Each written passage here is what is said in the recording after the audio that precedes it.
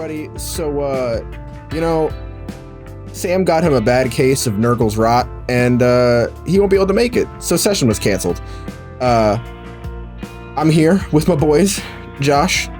Hello, I am exasperated now. He's very exasperated. It's okay, bud. And Matt. Hi, I'm here and no longer a lady. That's gonna make no sense to anyone. No, it's not. It's not gonna be any context. Nobody will hear that. Just for the audience at home, this is our second attempt at recording, and God, that was I was a lady in the last one. Fuck me. Okay, well, we lost behind the DM screen, TM. Yeah. We had a massive fuck up in our audio on the first recording, so this is take 2. By massive fuck up, we mean there was no audio being recorded. Yeah, for the master or for Josh. So we're an hour into our usual record time with nothing to show for it. Oh my god. No one is seething with rage. It's fine. I feel like the only way. How do we even get back into the mood? Okay, so. Fucking Christ. Fuck me. All right, so. As of today, as of time of recording, it is August 24th, 2022, and the topics discussed came out about a week ago. So be aware that anything we say August 18th. August 18th will be heavily dated, and if things change, fucking sick. If they don't, LMAO, Lamau. So just keep it breezy on the critiques until the critiques for our critiques have been critiqued. Cool? Cool. We're talking about the One D&D playtest. You motherfucker, I'm the host! Well, because you didn't actually say the name of it. I was gonna, I'm sorry, I thought you forgot. Beach-ass. All right. Okay, I'm sorry. Well, Josh spoiled it. So we're talking about the new edition of D&D. LOL. You did that on purpose. I did do that on purpose, correct. We're talking about the character origins for the Unearthed Arcana 2022 stuff for One D&D. Nuts! Ha! Got him! No, it doesn't have the same magic. It wasn't as strong the second time around. It was lost. Let it be known, because I can't let this one go. For the internet, for the world, Matt had a very good D's Nuts hit against me, and it was expertly crafted, and I'm very disappointed no one will get to hear it now. Yeah, it's unfortunate. Lost forever into the warp with Sam. It Makes goes. me very sad. Screams. But it was a good one. I need everyone to understand this. Malt. Yeah, but yeah, I can't unhear now One D&D's nuts anytime, and I'm like, no, stop it. I mean, I can't help you with that problem. Pain deep in my pecco, as Sam would say. Moving on. So, we've all read the PDF, right? Yes, sir. Sirree. Perfect. So, we're going to use the, so I feel like this is the simplest way to do this. We're going to use our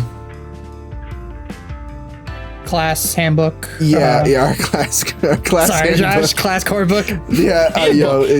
That name. It's not that hard. Oh, fuck, it was handbook. I had it right the first time. Shit. Fucking God.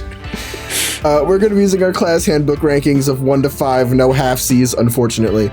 No half C's. So, 1 to 5, boys. What'd y'all think? As I said before, it was lost to time. It is a solid 5 for me. There are a couple of things that I'm iffy on, and a couple of things that may or may not end up being good, depending on what the newer rules look like down the road. There are some things they're trying out that could end up working, but as of right now, look a little funky on their own. As much as I want to go into the rant I went into, not for now. No, that was 8 whole minutes of rant. That was some good padding right there too. I know. We got. I mean, I can TLDR it a little bit if you want. Yeah, sure. The magic will be lost, but go ahead. Yeah, basically I was talking about how they're calling it One D&D because Matt made a point of like, oh, I'm surprised they didn't do the thing that I have mentioned before where they just call it D&D.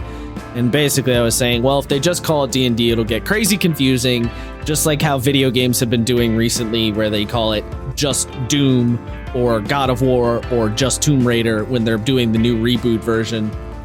They're calling it One D&D because, like the Xbox One, it is supposed to be the one game you will need, the one version of D&D you will ever need. Much like the Xbox One was supposed to be the only piece of hardware, the one thing you need. And this whole hoopla hippity ha about there's never gonna be another edition, they're dropping editions, they can say that all they goddamn well please, but eventually they will crack. It's impossible not to have new editions or new versions or sequels or whatever have you. It just, unless caveat, unless you just stop making content, then of course, then you could have the version forever. Yeah, like you were saying with the Xbox and everything too. Yeah. The Xbox One didn't work out either. You know? Good. And probably a lot of people are going to end up calling this like 5e revised or 5.5 and shit. People are probably just going to ignore any of the marketing bullshit because just like with Doom and Tomb Raider, nobody just calls it Doom. Everyone calls it Doom 2014. Everyone calls it Tomb Raider 2013. God of War 4. Nobody calls it just God of War. So no, let's not forget the best one. Sonic 06. Come on, guys. Sonic 06. Yeah, that was before it was trendy. Wow. Yeah, that's a good point. I forgot that game was supposed to be like a fucking reboot thingamajiggy too. Yeah. You guys wish movies would like go back to adding in like, 4 or 5 like the numbers, or do you not? Yes. Yeah, okay. I fucking hate this bullshit of pretending like sequels don't exist anymore. I hate it. It's fucking infuriating. I hate, you know how many times I guess we're doing a new rant. Audience at large, fucking love Spider-Man. I'm a big MCU guy. Been keeping up since Iron Man 1 pretty much. And I still constantly forget which Tom Holland Spider-Man is 1, which one is 2, and which one is 3. The amount of times I have flipped Far From Home and No Way Home, I constantly get confused. Why are they not just 1, 2, and 3? I hate this bullshit. Thor did it. Fucking what was the other MC? Oh, Doctor Strange did it. Put the numbers back. Put the numbers back, you motherfuckers. I think all the Marvel movies do this. Not all of them. Guardians puts the numbers. The Thor ones were easier because unlike Spider-Man, they didn't all have the same fucking word in them. Well, okay. Oh my god, yeah. Okay, that does help.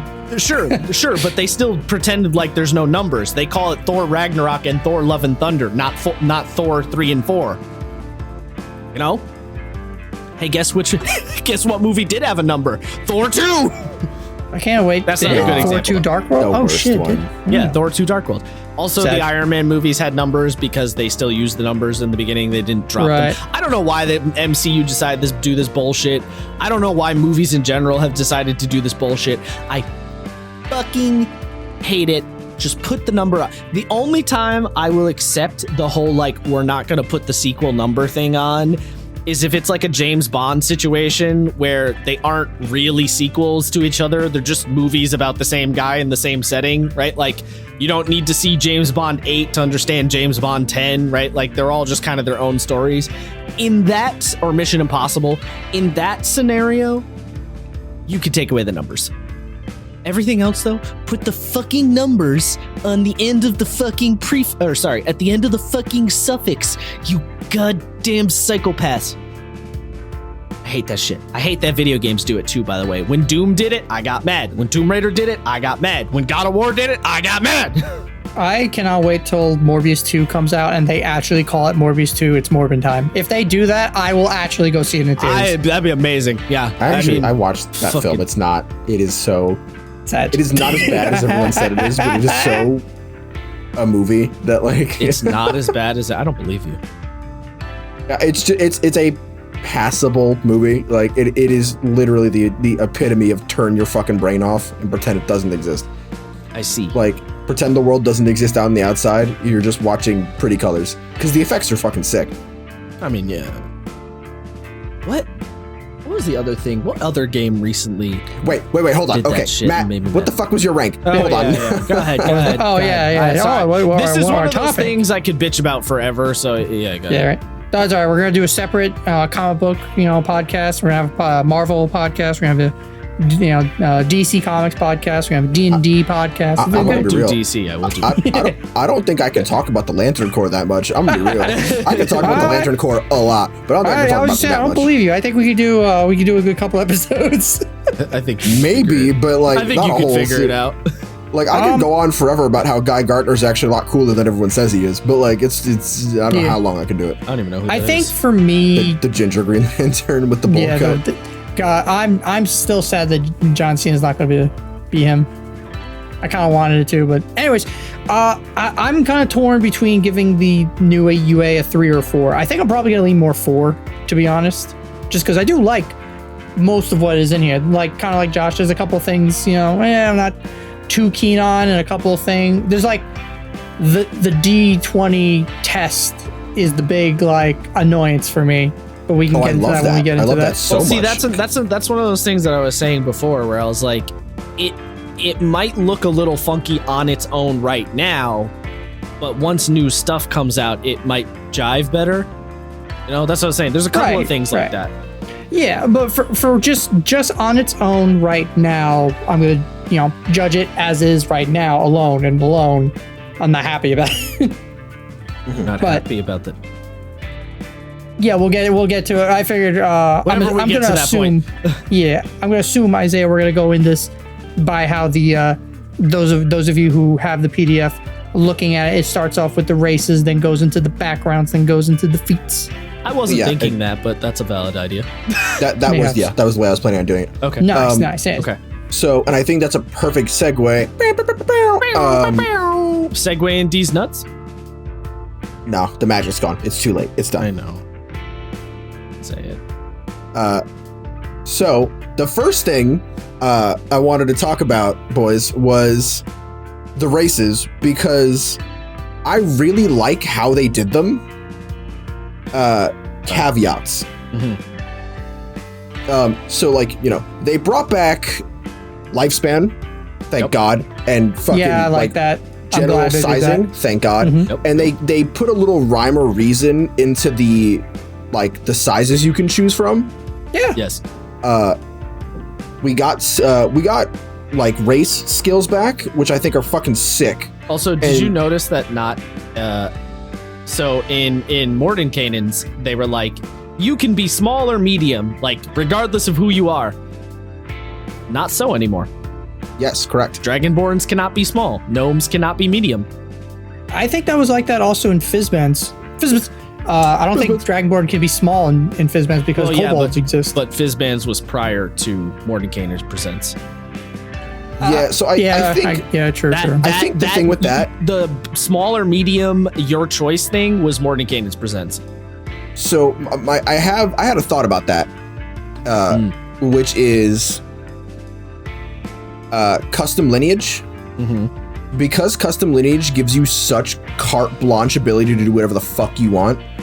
Yes. I feel like they figured that it was like a triple reinforcement of something that maybe didn't need to exist. Because like, I want to play a gnome, but I want to be a medium gnome. It's like, okay, well then you can just custom lineage it, Yes.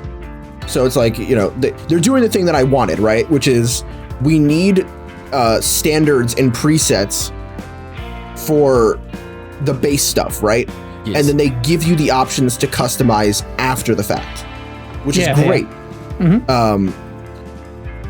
it almost to like the naked eye, it almost seems like more of a jumbled mess than it was before. But if you think about it for a second, it does sort of work itself out. Which I thank fuck. Yeah, I don't think it's. Well, because you're right. Mordenkainen's Monsters of the Multiverse said gnomes can be size medium, and now this new thing, which is directly contradicting Mordenkainen's, and not in like a Eberron Rising of the Last War way. Because Eberron is like, oh well, that's Eberron, and Mordenkainen's supposed to be like, this is everything. This is the new base standard. it's sort of overriding that very quickly, I might add. So yeah.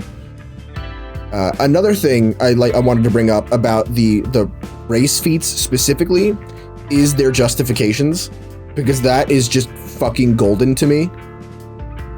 And I'm not even being ironic. I'm being super fucking serious. I love that they made all of the like quote unquote cultural things. For example, the fact that dwarves just know about stonework.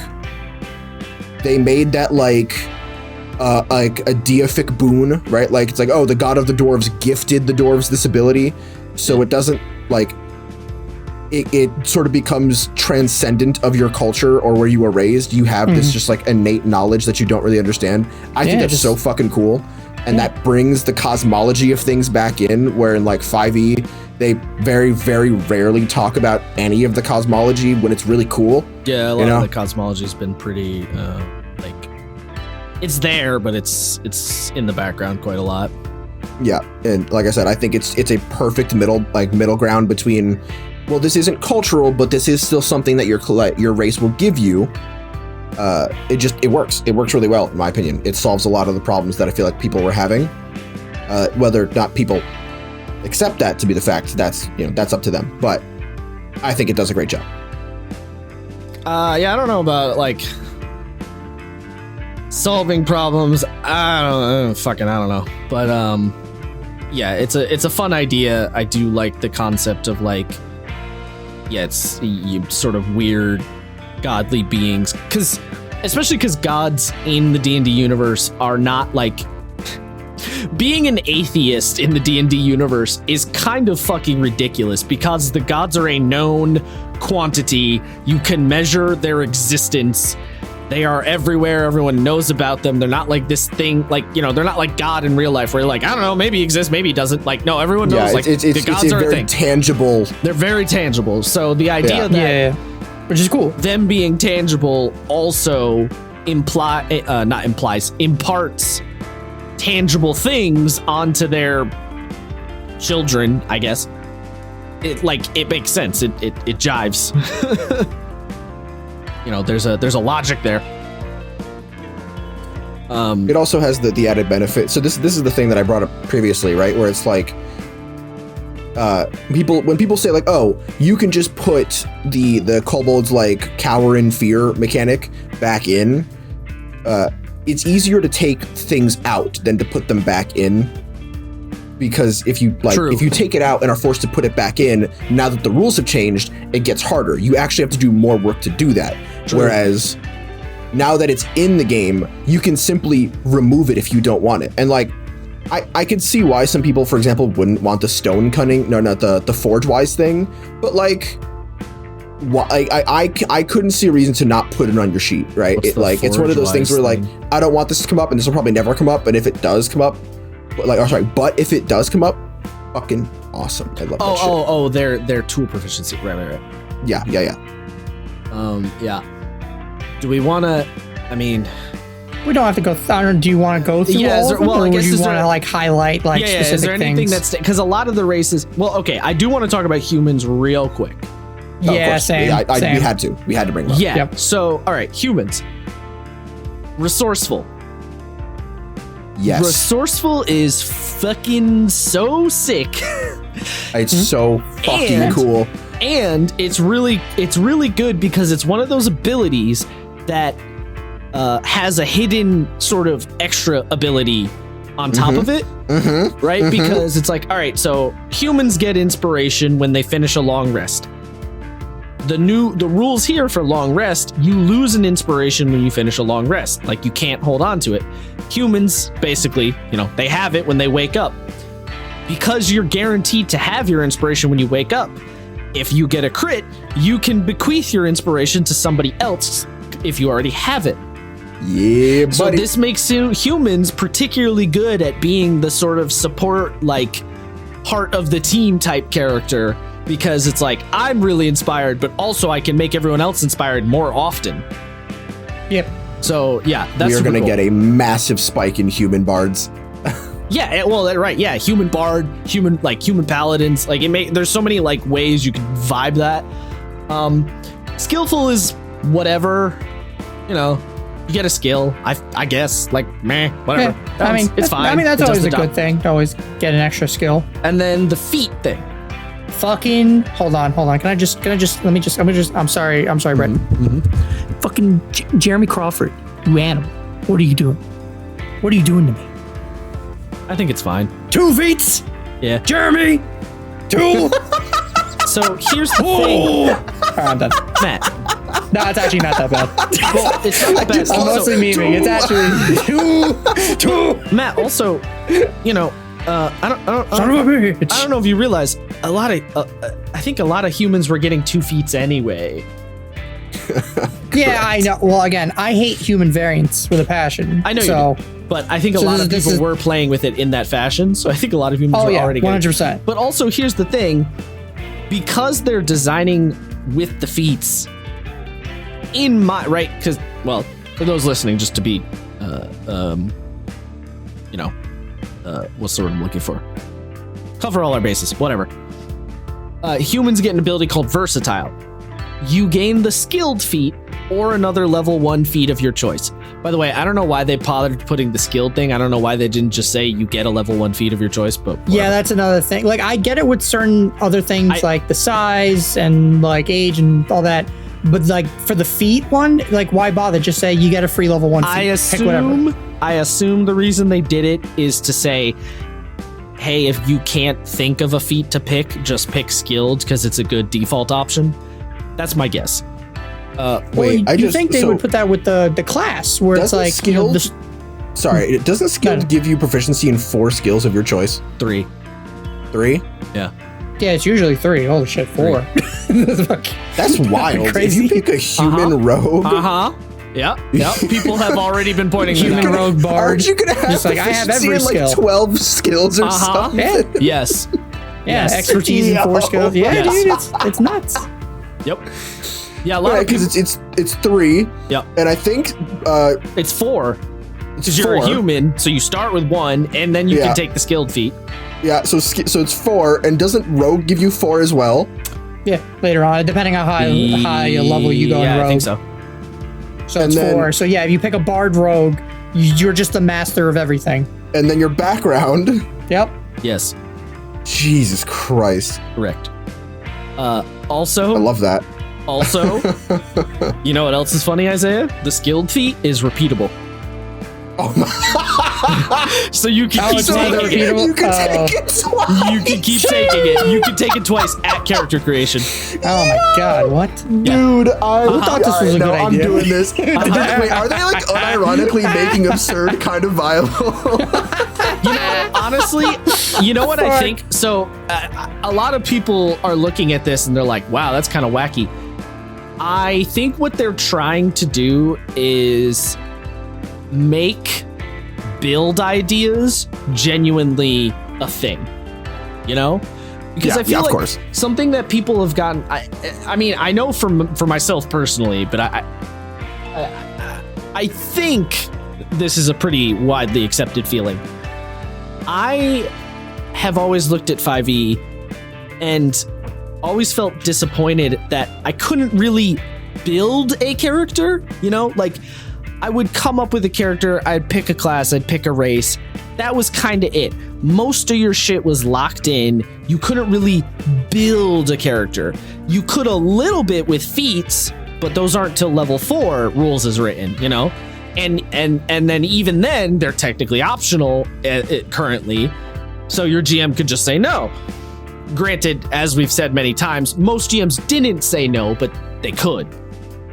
So I think what's going on here, I think a lot of their thinking is we want you to be able to actually build a character type. So using the human thing that, you know, using what Isaiah was just talking about, the human rogue, a lot of the fantasy of a rogue is I'm just so fucking good at everything, whether it be because I'm really lucky or I trained in a lot of different skills or whatever it is, like whatever. Except if you're me playing a rogue. Unless you're Matt. It's like whatever your background is, whatever your backstory is, part of the fantasy of a rogue is like I'm kind of good at everything, at least a little bit.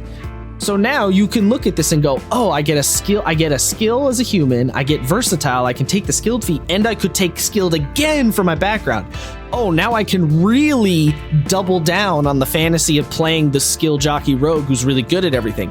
Because as it is right now, that kind of exists, but only because the rogue class just gives it to you. You're not actually making any decisions. It's just like, yeah, you get jack of all trades, you get expertise, blah, blah, blah. You're not actually making any decisions about it. The class just gives it to you. Now it's like, okay, no, you can actively make a decision with this new feat system to like build into that. So I think that's kind of the train of thought here. And as far as humans getting 2 feats from the get-go, I think is perfectly fine because A, they don't have any abilities like the other races do, right? They don't get spells innately, they don't get tremor sense, they don't get flight, they don't get, there's a lot of the shit that a lot of the races are getting is pretty good. And they don't get any of that, so they get a feat, which I think is fine. And because all feats now have levels, they can tailor, they can go, all right, we know humans are going to start with 2 feats, but we know it's a level 1 feat, so we can tailor the level 1 feats to not be too ridiculous so you can't get any stupid OP combos right out the fucking gate. So I think as long as the level disparities between feats make sense, I think it'll be solid. I think it'll be a good idea, and it does honestly make me want to play human a lot more. Yeah, I'm gonna be big mad if they take Great Weapon Master or Sharpshooter from me level 1. Probably. It's probably gonna be a level like salty 4 boy. 8. Let me as LP says, let me live or die by the 50-50. All right. I don't know. Do you remember? I don't know. Do you remember they the might take feed those episode? ones. Yeah. Well, do you remember the feed episode when I was like, how would you like rank all the feats? Like which ones? And apparently Wizards were already like, yeah, we're doing that. It's fine. Yeah. And I'm like, all right, well, thank God I don't have to think about it. Let me just, speaking of that, Matt, I was just about to bring that up. I have to apologize on air here because I told you, Matt, that ding dong, your opinion was wrong. And in fact, your opinion was not wrong. That's right. Because as you remember, when the Dragonlance UA came out, you were like, yeah, well, they said tough was like a level 1 feat, but then they put Warcaster as a level 4 feat. And I said, well, I don't think they're really basing it on level power. I was like, they're not basing it on power level. They're basing it on the theme of the background that the UA was talking about. But Warcaster's not on this list. It's not a level 1 feat. So you might be onto something there, Matt. You might have been onto something. Yeah. That and like I can see like a lot of the feats that people I guess have complained the most about. I'm just gonna say on Reddit and everything.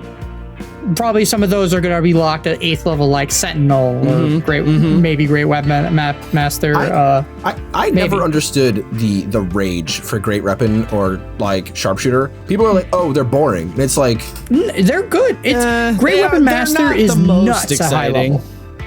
It's like when like the barbarian's like, all right, I'm gonna take a -5 to hit. DM, I rolled a 27.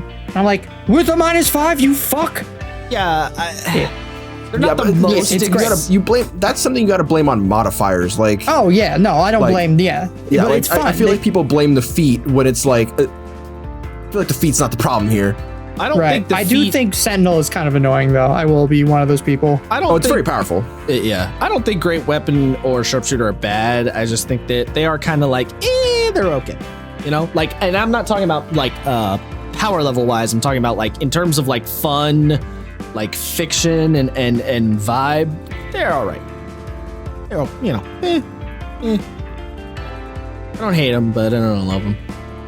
I understand. I just feel like the idea of them is like, I want more abilities that it's like, risk it for a biscuit, Yeah, the risk reward. I feel like there isn't nearly as much of that in 5e. Yeah, unless you do like fumble tables or something. Like I do say that a lot. That is a thing that should be in 5e more. So you're right there. And also, it gives us floating modifiers. A little bit. which I want more of. I don't want too many, but I want more. Right. Delicate balance. Yeah, humans are awesome. Yeah, I think the humans are pretty cool. Moving the on. Ardlings. The elephant in the room, the Ardlings, the new race. I love them. Goddamn I love them so very furries much. ruining all my game. No. They're so fucking cool. So I like that they have managed to, because oh my god, they have managed to make another angelic race, but not be Christian angels. I was gonna say generic and edgy, but sure. Generic Christian angels.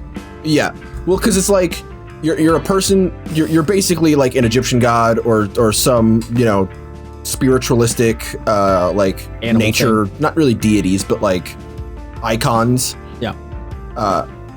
And they have really interesting abilities. I think the angelic flight one is a little because Ozamar exists and that just gives you straight up fucking flight. I feel like I don't like this. You can hover and then you fucking plummet. Like, just give them fucking flight. It's not that big of a deal. No, I think I like the angelic flight because I think it's a good happy medium. Because a lot of people, I'm not necessarily in this boat, but I know a lot of GMs don't like having flying PCs. That's like, I know a lot of GMs ban Flying Aarakocra. level 1, yeah. A lot of GMs ban Aarakocra for that. So I think the angelic flight is a good happy medium of like your wings burst out, you shoot over, you glide towards something, and then you land. I think you played Overwatch? It's a good compromise. It's like Mercy. Yeah, you're like Mercy. It's a good, I think it's a reasonable compromise.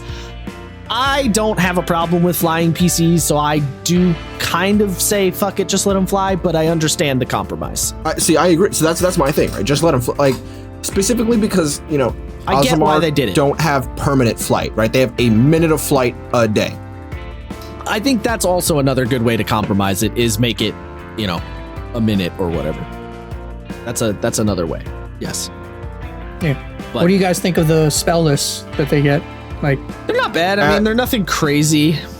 I think they're pretty good. I think Zone of Truth in comparison to Animal Messenger and Lesser Restoration's a little funny, but I honestly, for me, Animal Messenger is kind of the odd one out because like Zone of Truth is very useful mechanically, and Lesser Restoration is even more useful mechanically. Lesser Resto is very good. I think each of them has a kind of like a bunk one on their list, right? Because so the Exalted has Thaumaturgy, Divine Favor, Lesser Resto, Thaumaturgy, obviously the one.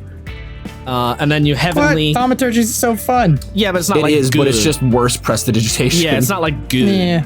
And then the Heavenly one has Light, Cure Wounds, Zone of Truth. I would argue Zone of Truth is kind of the one in those three, because Light and Cure Wounds have like universal usage.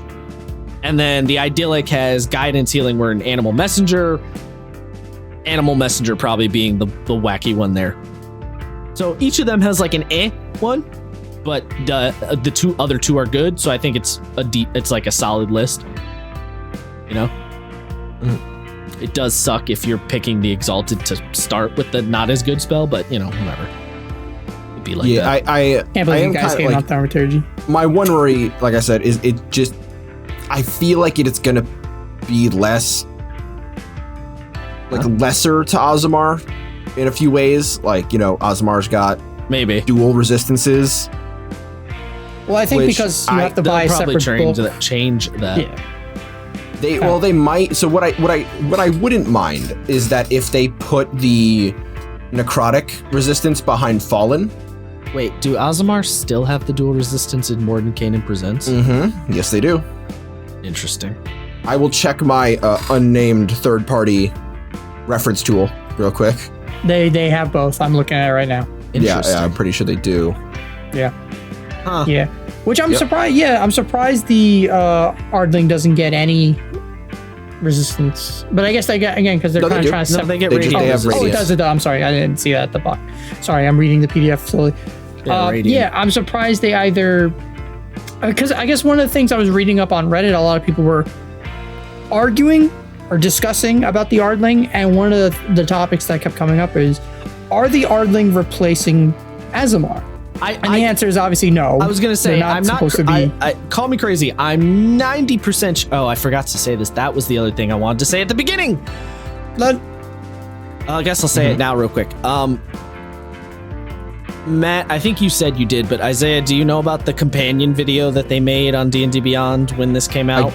I do. I haven't seen it yet. The 1 hour interview with Jeremy Crawford. So it's an interview with Jeremy Crawford, and it's kind of annoying to have to say this, but it's kind of required watching to fully get everything out of the PDF, because there's a lot of things that Jeremy says in that video that really help to clarify the decisions they made. I'm pretty sure in that video he said Azamar are not being replaced. Am I crazy, Matt?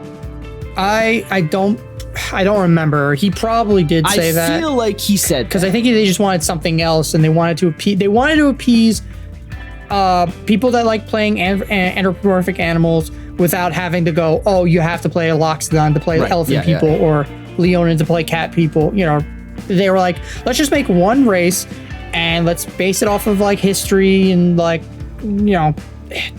So I don't know. I think they were trying to do a couple things, and I like it. I like the race. I think they're interesting. I have no interest in playing animal head person, so if I were to play one of these, I would just reflavor them as looking more, you know, like an Azamar, basically. Well, that, or you can just make them like just have a little more animal.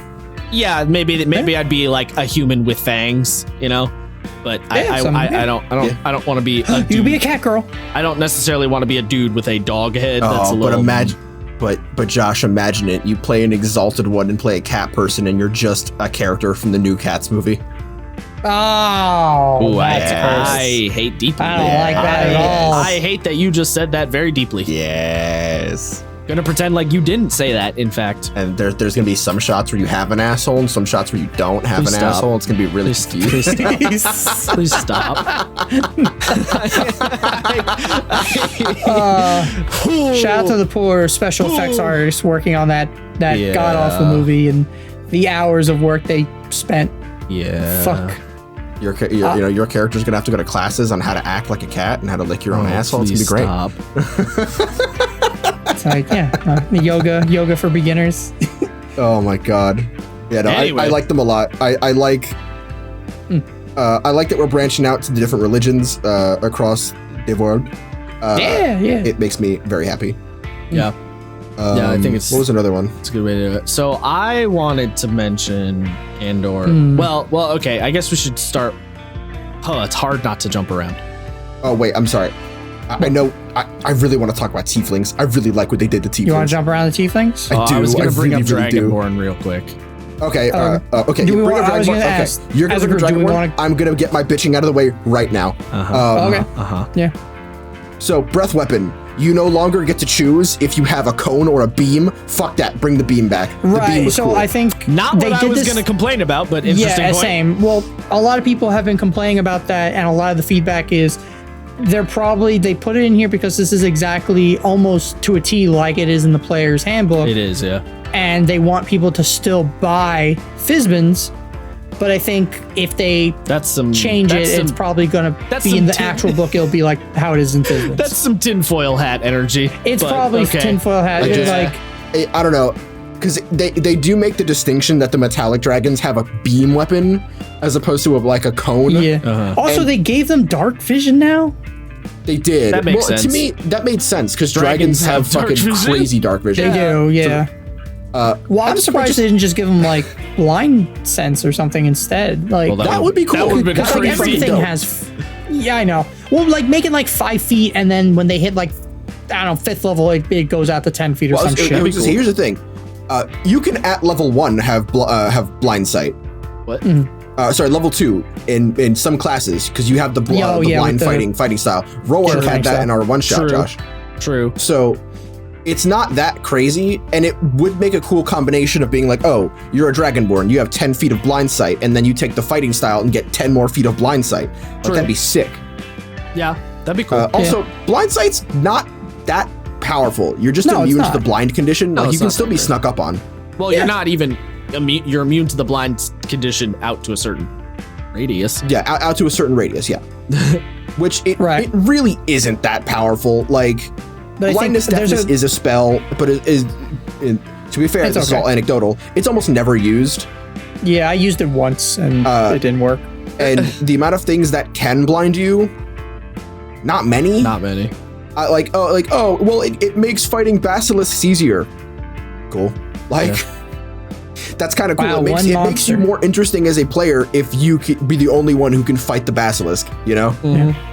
I think when the survey comes out, there's a good, again, go on the D&D Next subreddit. There's a guy who posted on there recently about how to actually submit responses to the survey.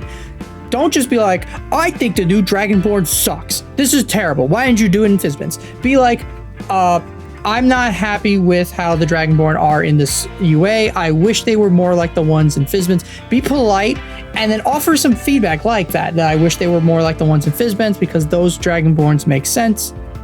Also, that is again. I'm really with Matt on this one because I've seen a lot of really shit takes on Twitter about the new UA. Yeah, and the internet has been at a war. I've seen some very outspoken takes about things that they don't like, but very, very rarely do I actually see anything constructive here other than you didn't do good enough, which bugs the shit out of me. That's because most people are not good at doing constructive criticism. I'm aware, to me, because the three of us went to art school. If you have nothing constructive to say, shut the hell up. That's really all I got to say. But even if it's even if you have bad advice as far as objectivity goes, as long as you have a thought process there, you're doing great. Don't just be like, it's bad. Yeah. Hey, remember, just shit sandwich, good, bad, good. Yeah. So if you don't like something, I would say everybody, because I know that it feels like a very small group of people actually do those surveys, but these are the people who are shaping the game for the future. If you have an opinion, for the sake of objectivity, even if it's a shit opinion, put it in there. If you do have a shit opinion, I kind of hope your shit opinion gets drowned out. But yeah, I do the surveys every time, and I always post them in all the Discord groups I'm in. And I'm like, guys, please do the surveys; it'll help. I do the surveys for the stuff I give a shit about. Yeah, when the player handbook one came out, that took forever, and I did the whole thing. Yeah, I started, and most people didn't because it's so long. I started they that are one very and long. forgot. It's very long. But I specifically did it because of the monk, because I'm like, they're gonna so many people, the try-hard optimizers on YouTube are really pushing for Monk to get completely reworked. Where I think the Monk just needs some tweaks. I was gonna say, I don't think they just want the whole thing just thrown into the garbage and redone. And I'm afraid now that I'm like, man, I don't think a lot of people did the surveys. The Monk's gonna get totally, it's gonna get totally reworked. I don't think it will in the next thing, and I'm kind of afraid about that. I don't think it will, but that's just another time. Are you two quite done ranting on Dragonborn? Because neither of you brought up the thing I was about to mention. No, go ahead. Go for it. Cut yourself in anytime. The thing I was confused about, I didn't notice the beam thing, so that is a good point. I do like the idea of it being a fucking laser beam. Just it's fun. The thing I thought was really weird is they went back to the old version of Breath Weapon as opposed to the Fizzbands version of Breath Weapon. In Fizzbands, it specifically says, if you have extra attack, you can replace one of your attacks with your breath weapon. Oh, yes. This says, as an action, you can use your breath weapon, which is how it is in the player's handbook. What the fuck's that all about? Why go back? That's the thing I'm confused about. Oh, it's because you get, so if I'm reading this correctly, you get more than one breath weapon. You do. So the repulsion breath, I guess, is just it's literally a wind box. It's just a poof, go away. Wait, what? If you're a metallic dragonborn in Fizzbins, they get a thing called the repulsion breath. Oh yeah, you it's a cone. You make a strength save or push 20 feet away and knock prone. So you could literally just be like, "Fuck you!" little army of goblins and just literally shove them off the cliff, and they can't do anything about it. I guess the idea. Well, so what does that have to do with the playtest though? Well, I will it's let you cooler know. than the So playtest. only metallics have that, Yeah. the bonus action thing, and they are very powerful. I will admit. They are. Like one just makes you incapacitated. Just straight up, like you are incapacitated to the start of your next turn. So every, all attacks against you have advantage. Every hit is a crit. You're just down for the count, pretty much. Yeah. Well, they do that very, specifically. very strong, and I almost to a level where I'd say a little overpowered. A little bit. Well, But they I did like that the because that's idea how there. the metallic dragons are in the monster manual. Like metallic dragons have two different breath weapons. It's the damage one and then the funky one that does some sort of like condition. And a lot of them are mixed between prone, incapacitate, stunned. So wait, are you saying you feel like the breath weapon as one of your extra attacks is too good? Not that as an extra attack is too good, but the breaths that you get are too good. Well, but those breaths aren't in this playtest. They're not, I'm aware, but I think they decided to lump it all together as one thing. I don't think I actually, now that I'm looking at it, I feel like the chromatics kind of got dicked in Fizzbands. Okay, we're It's not. they're okay. Their thing's why are not you that focusing great. on Fizzbands so much? Because that's what we have to compare to, because those are the quote-unquote new Dragonborn, and these are the new Dragonborn, so... No, I know, Yeah. but what I'm saying is you can't really use those special Fizzbands breaths for comparison here because they don't have access to those in this playtest. So that's why he's bringing it up, because it's like, so why aren't you literally just came out with brand new stat blocks. Why are we going back to the 2014 version of Dragonborn in this new playtest? I mean, sure, when you just made that's what I think he's arguing. they do have a 30-foot breath weapon, though. I'm That's pretty only talking about, though, the action economy of the whole thing. Right. No, I get what you're saying. I feel like that's a part of it as well, is that they decided to lump in the action economy with the breath types. Like, they decided to make that one thing, which is to say, potentially, I guess I should restate, a refusal to separate those two things.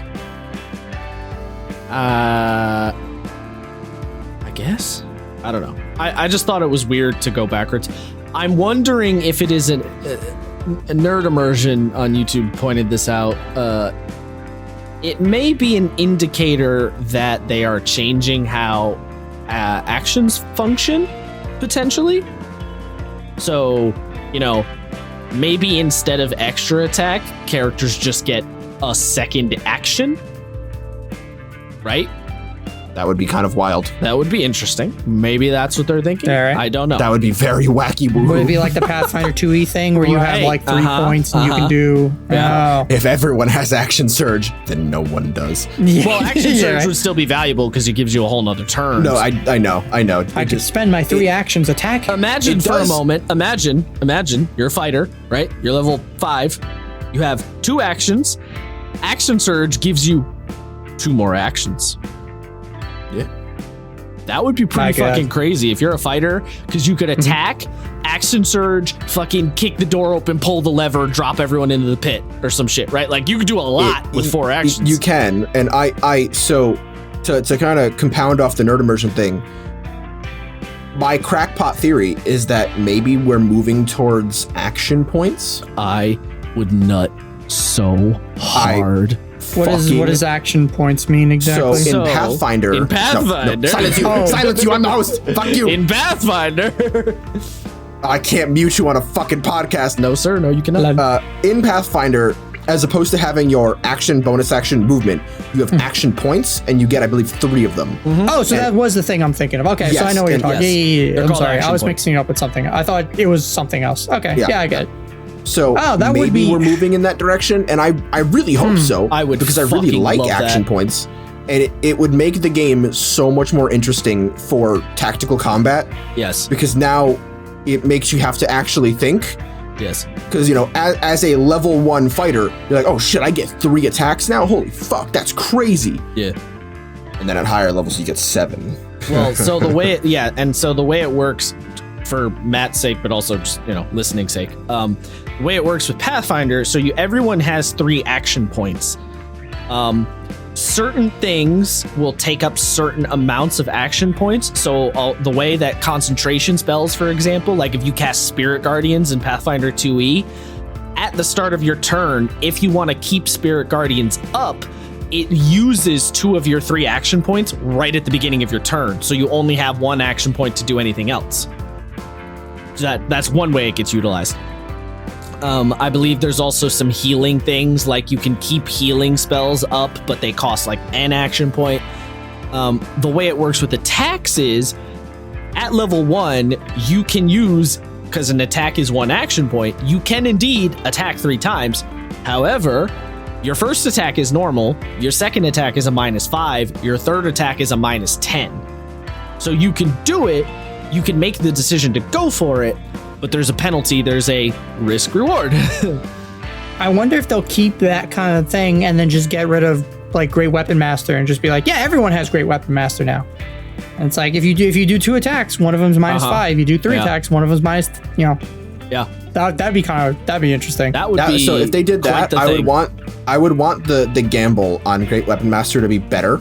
A bigger gamble. Can you imagine if it's like you're a -10 plus 20 damage, and you literally are just like, and then imagine we're gonna extrapolate further. You put the cleave rules into it, and then you can just kill like 6 goblins in 1 slash. Well, imagine it's your third attack. You already have a -10, and then you look the GM in the eyes and go, "Great Weapon Master for a -20."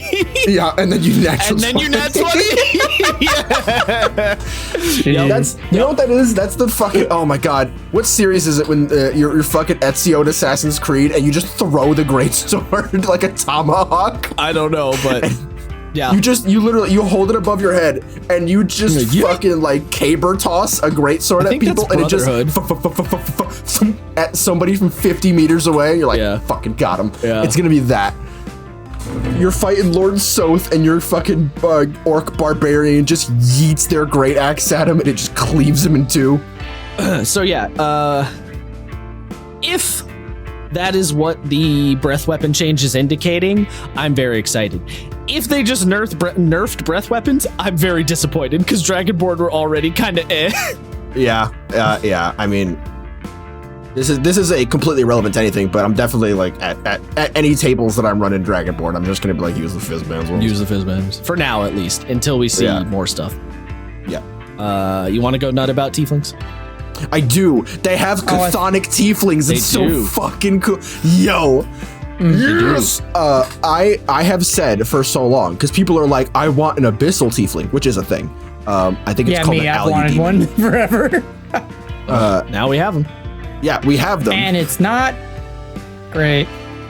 What? I mean, the abyssal one. Yeah, I'm not happy about the poison. Oh, I mean, doesn't bother me. They get like. Now the tieflings, like depending on which one you pick, for whether you pick Infernal, Chthonic, or Abyssal, you get different spells. So the Infernal tiefling, now they have the normal, tiefling spells. But they get Firebolt, which is pretty Firebolt's sick. a new one. Yeah, sorry, Firebolt's a new one. But then they get, was it Hellish Rebuke and what's the third one? Darkness. Yeah, so Infernal Tieflings get Firebolt, Hellish Rebuke, Darkness, and Fire Damage Resistance. Chthonic Tieflings get Resistance to Necrotic Damage, Chill Touch, False Life, Ray of Enfeeblement, which are 3 very good spells. Yes. And then Abyssal Tieflings get Resistance to Poison Damage, Poison Spray, Ray of Sickness, and Hold Person, which are actually still 3 pretty strong spells. Yes, I mean, they are. Hold Person is very strong. Hold Person and Ray of Sickness are pretty good. Yeah. I didn't like the fact that they picked Poison. But I guess it was... I understand completely because Poison... a little iffy on that, but But like, well, because like for just like fiends in general, fiends have resistance to fucking poison, fire, lightning, cold. Like fiends are kind of redonkulous, and they have that what the tiefling feat in Xanathar, right? The one that gives you like cold and lightning resistance, so you're more fiendish. Yeah. Side note: all tieflings get thaumaturgy. Oh, cool. Oh, nice. Otherworldly presence. You know the thaumaturgy cantrip. When you cast it with this trait, the spell uses the same spell casting ability as your fiendish legacy trait. It doesn't have the whole you can use spell slots to keep casting it thing though, which is interesting. Oh yeah, I wonder if they're leaving that out of the playtest and then they're just gonna add it back in later. No, it's a cantrip, Matt. We're stupid. I was just waiting. My brain fucking shit the bed for a second there. It's a cantrip. What are we talking about? In my head, I went, what? Sorry. God, you're not spending your spell slots on Internet, zero if you level didn't spells? notice, Jeez, I'm idiots. fucking stupid.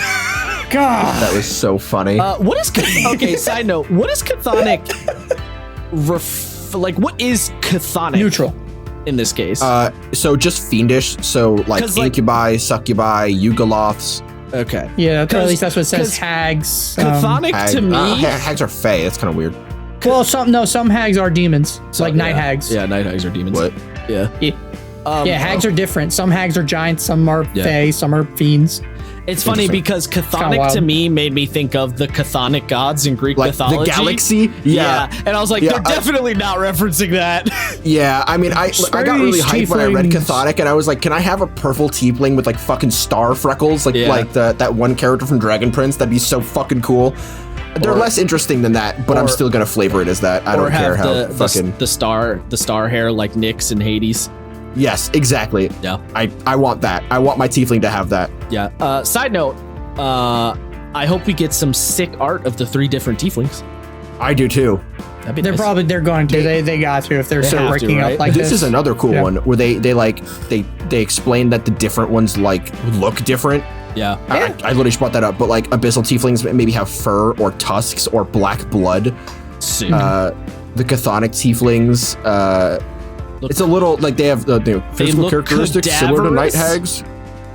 Yeah, they look like zombies. Cadaverific. They're just pale. I guess that means like pale and sallow, gaunt. Nice. I'm like high key gonna look up the different Yugoloth to see if there's a galaxy pattern on one of them because I fucking want that. Yeah. So yeah, tiefling cool. Tiefling very cool. Tiefling cool. Yeah. I do like that they. I do like that almost everything has the upper limit of 7 feet. Like I don't know why I laugh so hard at that. Yeah. It's just kind of goofy to me. Oh, I never even noticed that. Yeah, wait, can you have always had a 7 foot tall tiefling? No. You can have a fucking 10 foot tall anything as long as you're still size medium. Yeah. Huh. Yeah, there's a lot of things at the upper limit of 7 feet tall, which is maybe a little weird, but whatever. Well, are they including the horn? Is this like a Vegeta situation where the hair makes them taller? But yeah, that's possible. Anyone else stand out? Gnomes are fine. Gnomes and elves are basically the same, except drow, no sunlight sensitivity, so yay. I like that orc is a proper race now. Yeah, yeah, it's cool. Very good. Good. I'm kind of sad there's no more half elf or half orc, but because of the way the thing that was designed. the next thing I was about to bring up. Yep, there we go. See, I'm with you, Josh. I got you, buddy. The half race situation. Yeah. How do we feel about the way they've handled it currently? Because this feels like one of those things where I'm like, this will live or die depending on where things go later down the road, I feel. I completely understand the criticisms that people had about it. As a mixed race myself, I get it. A lot of people were saying like you should be able to take one trait from each to sort of show that you are a mixed race. But for mechanical purposes, For mechanical purposes, I can see why they may have been a little hesitant to do that. And it does make it. Yeah, you find yourself in kind of a damned if you do, damned if you don't situation. Yeah. It adds a layer of complexity to the game that's supposed to be new player friendly. Like, what was that new Kickstarter for the Dragon Survival one setting where they had a whole their race system was you pick a bunch of points and depending on what like features you get, you spend your points and you build your own custom race. So if they did something like that, that's fine, but that's their base race system. I think it was called Aurora. That's kind of neat. Yes, yeah. Aurora is like basically there are no races. You just pick a bucket, like you have a pool abilities, of points and you pick the abilities. Right. Where if they did that with One D&D's nuts, it would be like it would be a lot confusing for new players. And they specifically are like, we're looking to get new players. If we add this whole like picking mix and match system, it's just going to be a layer of complexity that new players are just going to be turned off by. At least I feel. I don't know. I maybe I'm in the wrong, but I don't feel like that would be that bad. My only thing, so I do like the idea of basically you can halfling, you can not halfling. I do like the idea that you can basically combine any two races because, there are a lot of people out there who are like, why can't I play a half dwarf? Why can't I play a half tiefling? Why can't I play a fucking half gnome? Why, half dragonborn? Sir, in lore, dwarves, their genes are just so powerful. You can't, no matter what they breed with, it's just going to be like, it's going to come out a dwarf. if a dragon bangs a dwarf, it's going to come out dwarf, Josh. I'm sorry. It's just, those are the rules. God, that's a weird, you're not wrong, but that's a weird thought. Yeah. Right? Mm-hmm. Dwarf with reptile eyes. Reptilian eyes. But sorry. Yeah, I mean, I don't know. I'm not crazy about like because the thing is if I was playing like a half whatever, I would want to take some abilities from mom and some abilities from dad, not mom or dad. Yeah, no, I agree. Like I'm a half dragonborn, so I'm half human, half dragonborn. I want resourceful from human, but my breath weapon from my dragonborn. But I guess they couldn't think of any way to do that without it getting too noodly, I suppose. So I don't hate it, but I do wish there was a little more to it. Yeah, I mean, it would be kind of a weird thing to be like, oh, I'm an Aasimar tiefling, and then you have to like, because they're like they have subsystems within subsystems in those races, it gets real weird, mechanically speaking. But like I think they tried really hard to make people happy, and it may have been a little misguided, but I appreciate that they gave it like a solid try. I don't know if I'd call it misguided. Misguided is not the right word. Not mishandled either. It didn't stick the landing 100%. Let's put it that way. Yeah, it's okay. It's not an amazing solution. Yeah, that was certainly one that I like raised an eyebrow and I was like, okay. Yeah. This is a side thing. I do like that they mentioned this kind of like low key in the tiefling section, that they were like, there's been like a civil rights movement for tieflings, so they're not discriminated against. I actually unironically think that's fucking awesome. That's so cool. Like I like that it shows there's like a outside of like, you can be a tiefling and not people be like demon. But it shows like a slight progression to the Forgotten Realms timeline, which is kind of cool. Yeah, because I think they bring some of that stuff up in the Baldur's Gate game coming out too. That would be cool. Because of everything that went on with the Avernus campaign, and now a bunch of tieflings are coming out into Baldur's Gate. So I'm just this is a segue. I'm just finding out about this. Did you guys see that they put out that Larian put out this like statement about the like character customization that people were doing? No. And we're basically like, you guys pick really boring characters. Oh yeah, that's a while ago. That was a lot. Was that a while ago? I had that was a long time ago. I just saw this take on Twitter, it came out, and I was like, that's so fucking bizarro that you would like roast players for making generic characters when their character data is going to get deleted every major patch. Like what? True. That probably was a factor. I'm willing to bet you that's a huge, like people should be like, oh, I just want to run through whatever we have. I don't want to take an hour in character creator, just fucking beep, bop, boop, and we're in. Yeah. Like, yeah, I don't know. That was like, congratulations, you played yourself. I hope it doesn't affect sales. It could. I don't think it will that much. No, God, no. Since every update, they've been getting bigger and bigger. Like the Bard one that just came out, came out the last update. Fucking blew up. Everyone was like, yes, Bard, fuck yeah. It's gonna be great. Bard, big nut. You can be a band with your party. I specifically wanted to bring up for the races. Like I had the few ones that I was like, this is fucking sick. But everything else was like, this is cool. I think we can move on to backgrounds because I feel like there's a lot of things I want to say about backgrounds. Oh wait, one last little thing I'd like to point out. Dwarf diggy hole? Is it diggy hole? No. Diggy hole. Sub races are back on the menu apparently. Let's fucking go. Thought that was interesting. I was like, man, lineages, sir. Lineages.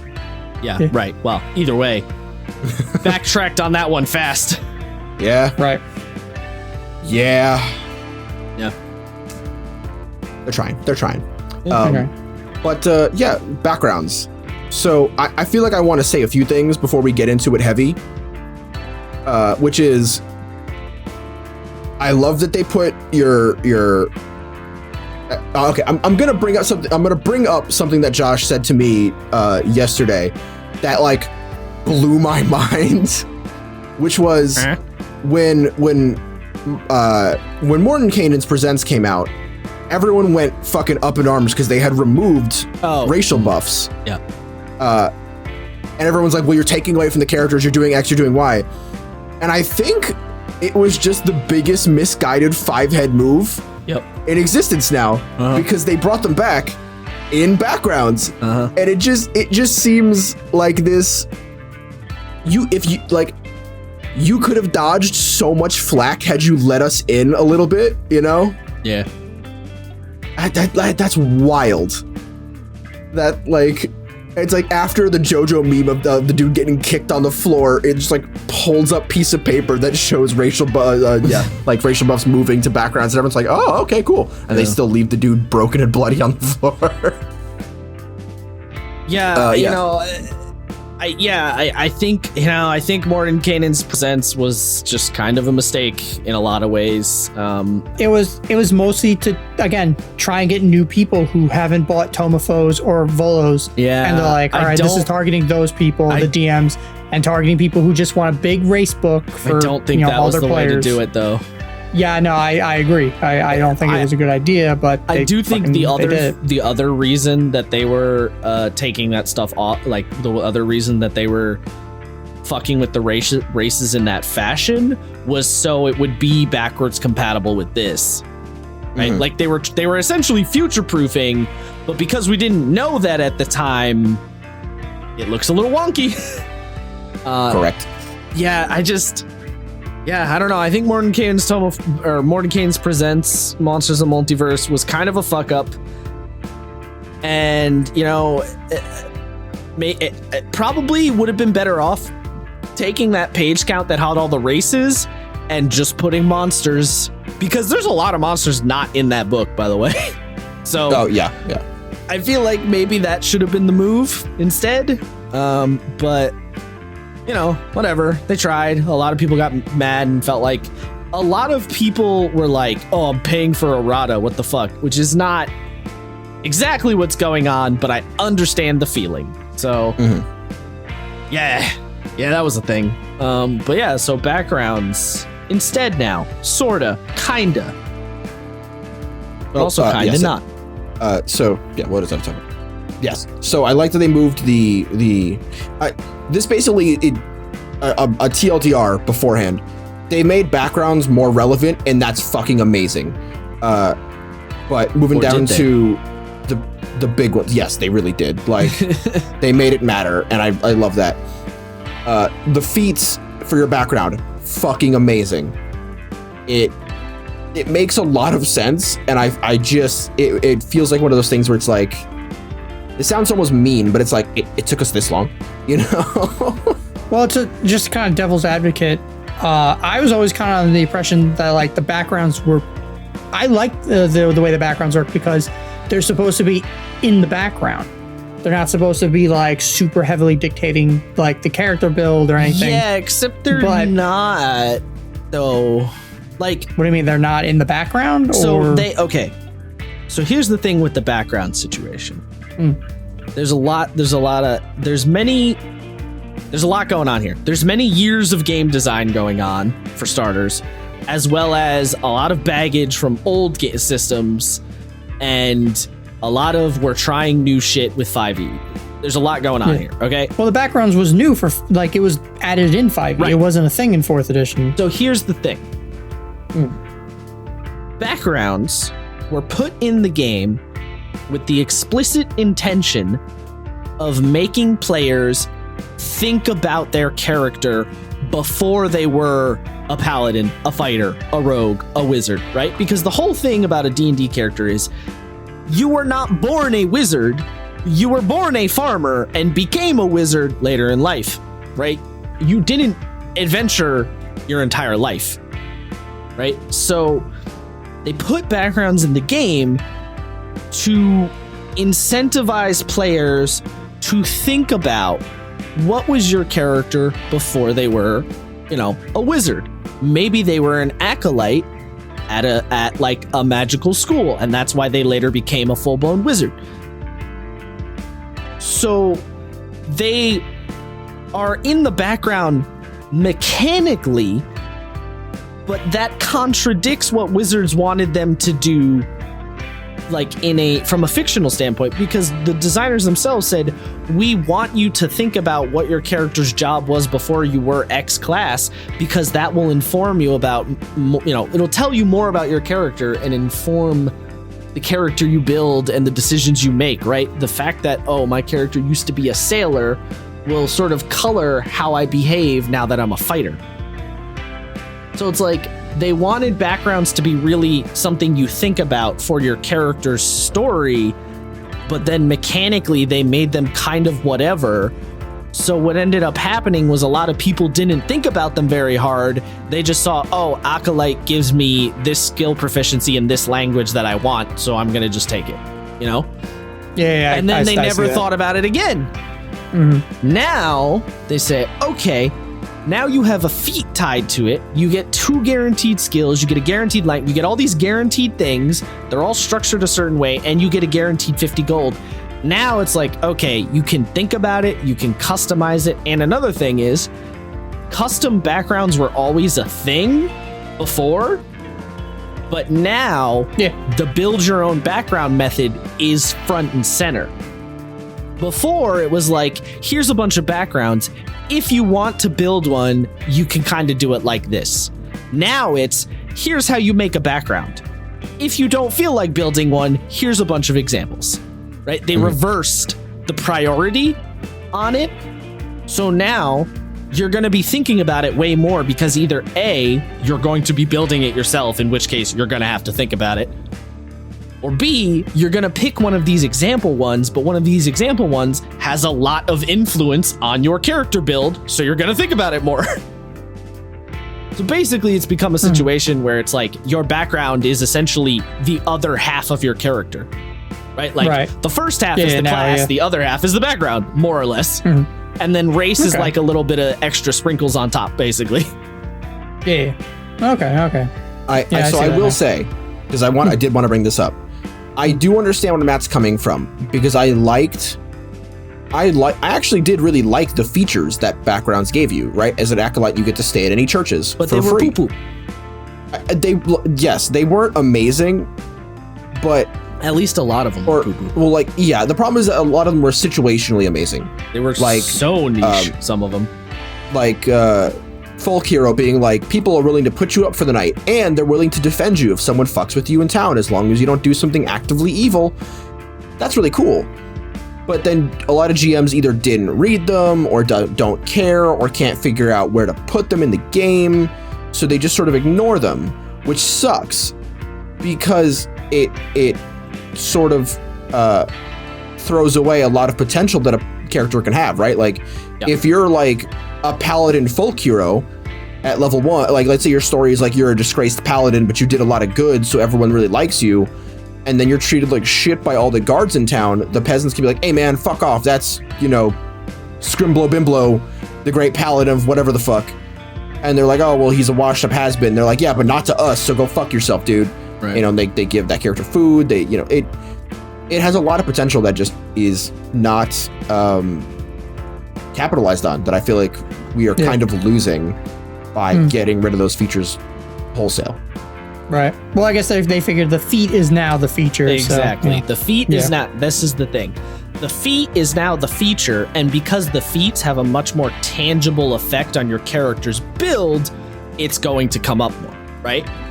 Yeah, so now, rather than being like, oh, I'm an acolyte, so I get to stay at churches, you can be like, oh, because I am an acolyte, I learned some of the more divine, like you could be a fighter who used to be an acolyte.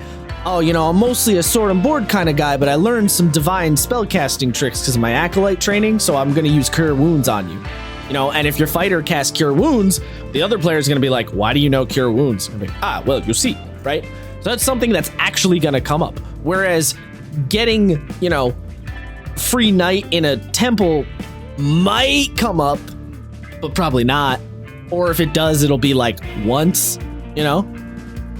So it by making them feats, it makes it so that they're more likely to be relevant. And so your background will actually come up.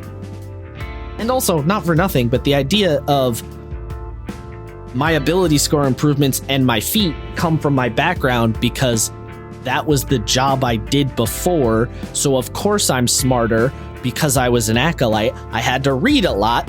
Makes a lot more sense than I'm smarter because I'm an elf. You know? Like, No, I'm an elf, Sort bro. of. I'm just better. I'm just smarter than you. I do understand when people are like, you know, like orcs get a +2 because they have biological, like, right? They will always have more natural muscle mass than like a human will. So I understand that when it's like they will have a natural sort of inclination towards a certain thing. I get it, but I do agree with what you're saying. well, the thing about that is like, sure, it's easy to be like, oh, well, a Loxodon has +2 strength because they're a fucking elephant. And you're like, yeah, fine, sure. That works okay for physical stats.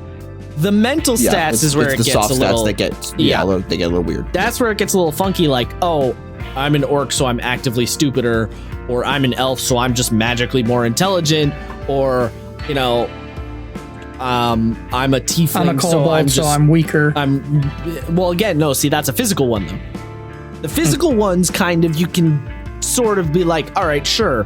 But the one where I'm a tiefling, so ergo, just more attractive automatically is like, it's a little funky, you know? Well, so that one's kind of the charisma ones are kind of weird because I don't really see them as soft stats that much. I mean, they are. Because it is, but you've said it yourself. Your charisma is sort of your force of will. Yeah, it is. So to say that like, or it's really the energy you put out. So being like, oh, why are tieflings just hotter? It's like, well, no, they're more confident. People react to them a specific way because they're demon people and they look differently, so they will evoke a different reaction. I understand the logic behind that one. The point is it sure, maybe it works for tieflings. The point is it gets a little hairy when you're dealing with the 3 mental stats versus the 3 physical stats. So it's easier to just say the thing you did before influences your capabilities now.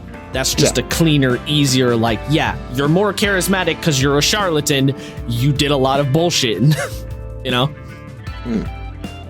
And the flat 50 GP is really good because I always thought it was weird that some background, like, I get there's a certain logic to it, like, oh, a hermit shouldn't start with extra gold and a noble should have more gold, but like, at the same time, I do kind of understand just giving everyone the flat 50 GP because it was kind of weird that some backgrounds had more money and some didn't.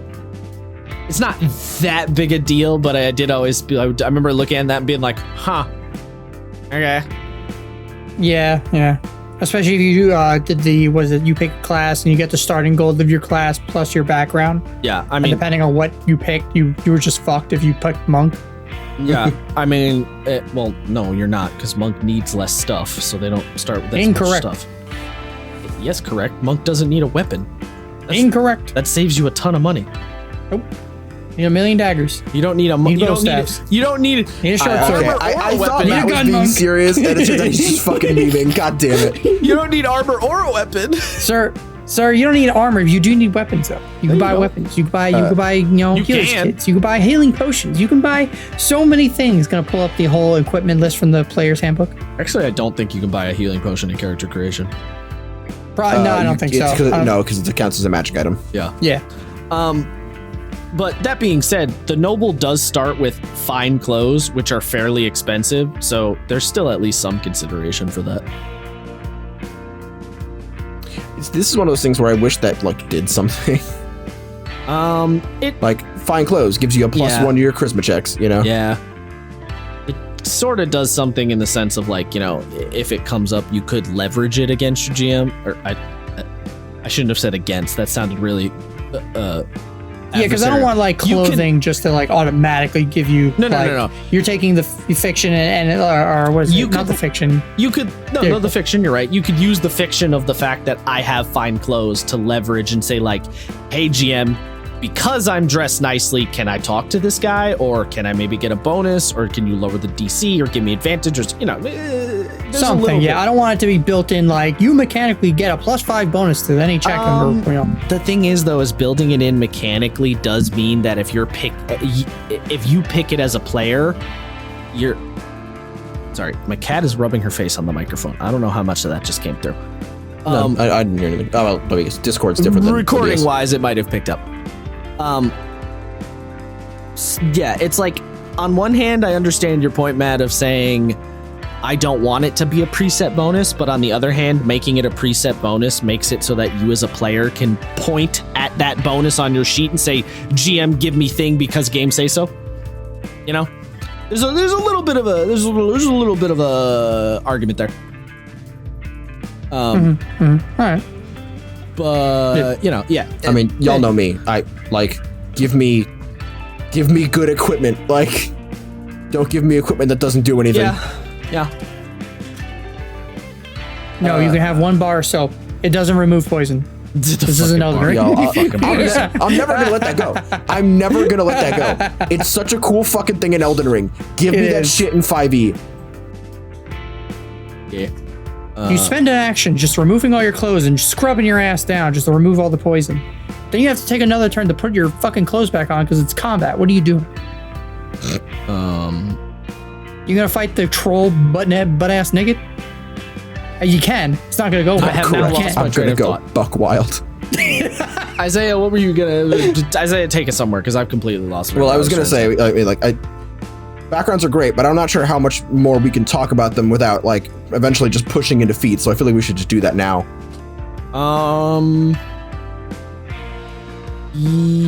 Actually, before that, do you guys want to talk about the splitting of the magic trees? You know, I was gonna do that last. Oh, okay. Yeah, worry not, friend. So we kind of started talking about feats, and I there's just some simple shit to reinforce. Like, it seems like everyone really likes them. At least everyone here specifically really likes them. The prereqs. I mean, I'm in 2 mindsets of prereqs. Because first, prereqs are cool. They make things feel more earned. Absolutely, I'm not gonna argue that. But also, let me do my bullshit at level 1. Fuck you. Well, there's probably more level 1 feats than what's here. Oh no, that's not even a question. Probably. I'm pretty sure there will be. Also, I'm looking at none of these have any prerequisites. They just have it there as none, but they. Well, yeah, because they're going to do that with higher level feats, obviously. Yeah. Also, I would argue alert is some level 1 bullshit, sir. Just saying. Oh my god, fucking alert is absolutely orgasmic. Yeah, it's pretty great. To anybody who doesn't know, if you have the fucking alert feat, you can swap initiative with an ally. Yep. That shit is so fucking cool. Only once. Only one. I don't give a fuck. At the beginning of the fight. I don't give a fuck. This fixes all of the cleric going first problems ever. Yeah, pretty much. Like, it's like, oh wait, I can't heal. Like, I'm a cleric. I only have healing spells. I can't heal if no one's damaged. Yep. Not a fucking problem. A lot of rogues gonna take alert. A lot of assassin rogues are gonna be crawling out the woodwork. Yeah. All of a sudden, like, what's that? I'm finally useful. My time to shine. Let's fucking go. Let's fucking go. Yeah. I saw that, and that's literally what my first thought was. Like, oh, I might play an assassin rogue soon. Yeah. But kind of on that, because I thought about that too. It's like, on the one hand, as a player, it's like, but I just want to be able to pick whatever feats. I don't want some of them to be like leveled off for me at level 1. But then as a DM, I'm like, yes, thank fucking God, I don't have to worry about Sentinel until 8th level. Look, here's Fuck you, thing. players. Oh my God. Here's the thing about the whole feat level situation. I think this is you can't have your cake and eat it too scenario, right? Because absolutely. If you're gonna say no level locking to feats, then you can't just carte blanche say feats at level 1. If you're gonna say feats at level 1, you gotta do some level locking.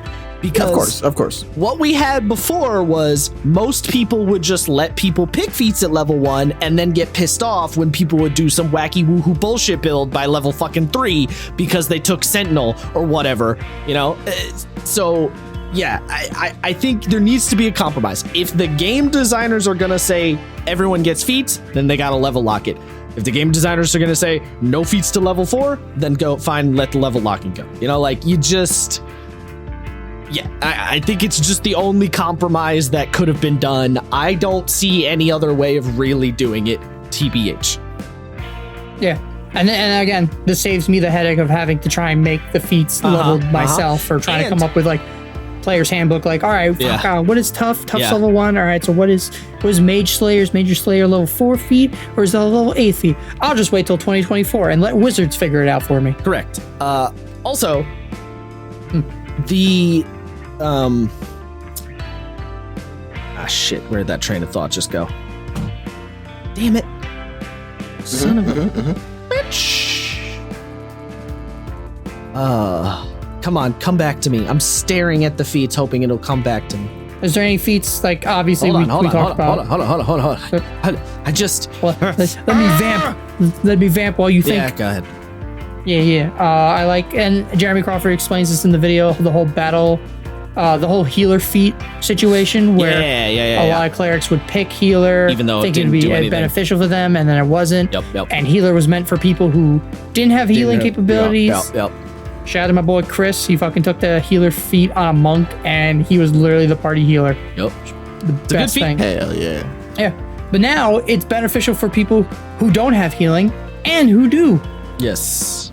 Yeah, and they said they're going to basically do that with everything, which is good. Oh, that was the other thing. Also, it's worth pointing out that now that the feats are all level based, Jeremy Crawford did make a point of saying any feats that give stat bonuses are not level 1 feats. That is higher than level 1. If it gives any kind of stat bonus, that's not a level 1 feat. So that means you can't, get take the wacky... Resilience probably going to be a level 4 or 5 or 8 feet. Yeah, I don't know. But that means, we don't have to worry about wacky woohoo, I have stupid stats level 1 situation, You can kind of reel that in a little bit, which I think was a good decision. As far as feats that I think... So, yeah, I mean, Healer's good. I love Musician. I like Magic Initiate. Lucky's cool. Savage Attacker got a little bonked on, but I have a feeling the reason Savage Attacker got kind of nerfed is because there's going to be a leveled up version of Savage Attacker that is better. Right? Because Savage Attacker currently is you just roll your damage dice twice and pick whichever one is better. Isn't that how it worked in the player's handbook? That's what I just said. Yeah. Currently, that's how Savage Attacker works. The new version of Savage Attacker is you can, or no. Wait. Is my brain not working? Oh, no. The nerf is once per turn. That was the nerf. Oh, yeah. Yeah, you roll the damage die twice and use either one, but the nerf is once per turn. And you have to hit, there was something else. But anyway, I do think that one's gonna probably have an upgraded, superior Savage Attacker or whatever the fuck. The skilled feat, although very funny that you can go skill bonanza, probably not something I will ever take because I don't think that's that exciting. But if you want to be the rogue with proficiency in every single skill, go for it, Chief. Do you just want to have fucking jack of all trades? Yeah. As a rogue? Yeah. I think it's interesting too. I believe skilled and the Magic Initiate are the only two on this list that are repeatable, which I think is interesting. I believe so. I don't know if they're gonna do this. Excuse me, yawning. I don't know if they're gonna do this, but one of my biggest... we talked about this in either the feats episode or the fighter episode, but I don't know. They might, right? Because Magic Initiate. But the things that I will be very mad if they don't have repeatable are the maneuvers and the fighting, basically anything that gives you a little chunk of the class, make all of those repeatable. Yeah. That way you can if you don't want a multi-class, at least you can let your wizard be the best wizard who ever wizarded, you know, like... Or at least maybe make them repeatable like once or twice, you know? I don't know. Well, I guess they're already limited by just how many times you can take a feat, but we don't know if that's going to change, so... We don't. So with that in mind, though, oh my god, damn it. But yeah, you're right though. The fact that Magic Initiate is repeatable tells me that like Fighter Initiate probably will be too. You know, I'm gonna be a salty boy if it ain't. Let's put it that way. I will say, by the way, with the way this new feat situation is gonna work out, Fighter builds are gonna be quite the thing now. Yeah. Fighter and Rogue builds are gonna get pretty wacky potentially. Here's the other question, though. Do you think they change the way feats beyond level 1 are acquired? Because right now, you have to forego your ASI for the feat. Also, technically, feats are optional right now, but obviously that part's going out the window. So obviously, it's going to say, it's going to say when you acquire a new feat, you can... Assuming it stays the same, it will now say you can take an ASI or a feat, as opposed to what it said before, which is if your GM is allowing feats, you can take a feat. Do you think they changed that whole sacrifice an ASI for a feat situation? I don't think they will. I'm gonna be honest. Yeah, it depends on how well the Dragonlance thing comes out, because they're giving free feats at level 4 and level 1. So depending on how well that works out and how much feedback people give on that, maybe for certain ASIs like the early ones like level 4 and level 8. I'm gonna be real. I kind of wish that they had made that a UA rather than throw it in a book right away, because that makes me feel like if Dragonlance sells like shit. It wasn't a UA. It is a UA. It is a UA. Was it? Was the feat at level 4 UA? Dragonlance isn't out, Isaiah. Oh, my brain didn't work. Never mind. What do you think? It's Spelljammer? Yes, my bad. Yeah. My brain just Dragonlance is not out down for a second. Yeah, it's December. Yeah. Yeah, UA sparked the whole feed episode. Yeah. That's right. Okay, so maybe they might do that, which that would be interesting. Okay, so follow-up question then. If they do change it and don't keep the whole sacrifice an ASI for a feat, what would you want instead? What do you mean? So, like, if they change the way that feats are acquired beyond level 1, what different system would you like to see? I don't know. I would almost say make feats that give you an ability bump the standard and just get rid of ASIs. Personally. Oh. All right. So you get a +1 plus, you get a +1 to strength and a feat with. Yeah, that's kind of how that's pretty much been my philosophy every single time it came to ASIs. Because it's like, I could get 2 points in something, or I can get 1 point in something and a vastly superior ability. Right? Like, and especially if the feat gives you like 2 things, like Alert used to, where it's like, you can't be surprised, and you have a +5 to your initiative. It's like, in what universe would I not fucking take that, That one doesn't offer you a stat bonus, but like... So you're saying just every feat above level 4 gives a bonus to stats, and at level 4, pick a fucking feat. Yeah, pretty much. Like, I just feel like all your ASIs should be feats. And be like, and you basically can do it like this, right? Where it says, no matter what, even if it says you get one at level 1, you get no stat bonuses. But subsequently, everything else does, Well, they said, like, if it's a level 1 feat, it's just not going to have the stat bonus at all. Like, they're not even going to tread that ground.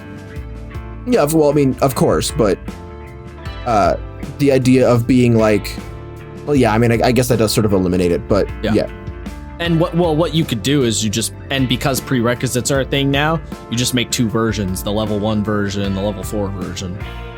Yeah, because I think I'm thinking of skilled expert, because they're skilled. It gives you, a skill, and then I think the skill expert, the new feat from Tasha, gives you a skill, expertise, and something else. I think I believe it gives you a skill or tool proficiency and an expertise.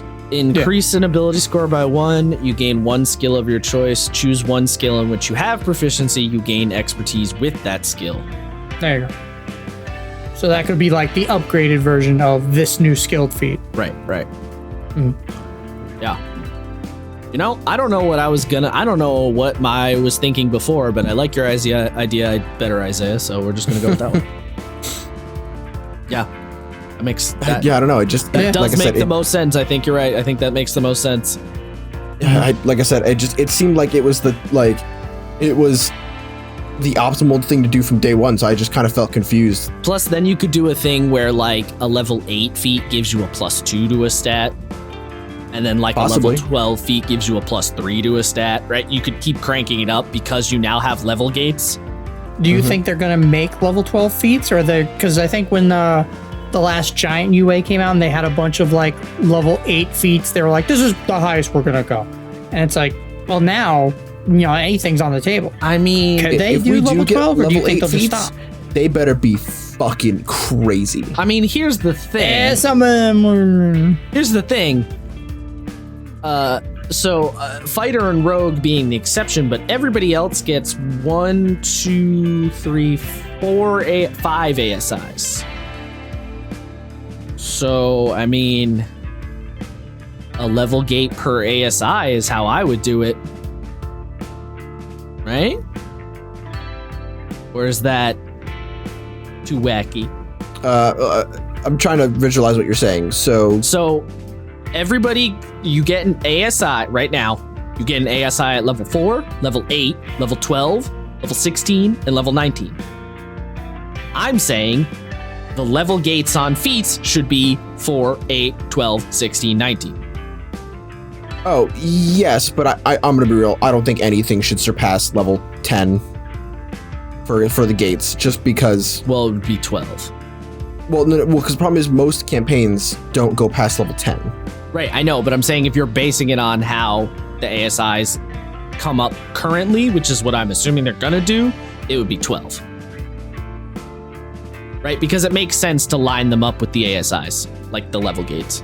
Wait, hold on. Now I'm like, wait a minute, because I'm pretty sure level 8 is also an ASI. Yeah. Right. No, I know. But I'm saying You're saying going to 12. I'm saying it should go to 12 if you're going to stop it that early. Don't stop it at 10 because that's in between 2 ASIs. Stop it at 12. Well, no, that's what I'm saying. Don't stop it at 10. Stop it at 8. Like, if anything, most adventure books end at, like, the 13, 12, 10 radius anyway. So, but don't you want crazy, like, level 19 feats that fucking are, like, wacky woohoo summon a thunder cannon bullshit or something? Like, I want wacky feats. I want wacky over-the-top shit. Like, when I'm level 19, I want to be able to, like, have expertise in every single skill or some bullshit. I don't know. Well, at that point, you're just talking about epic boons. Yeah. Which, that'd be cool. But, so here's my thing. This is kind of a call out to wizards.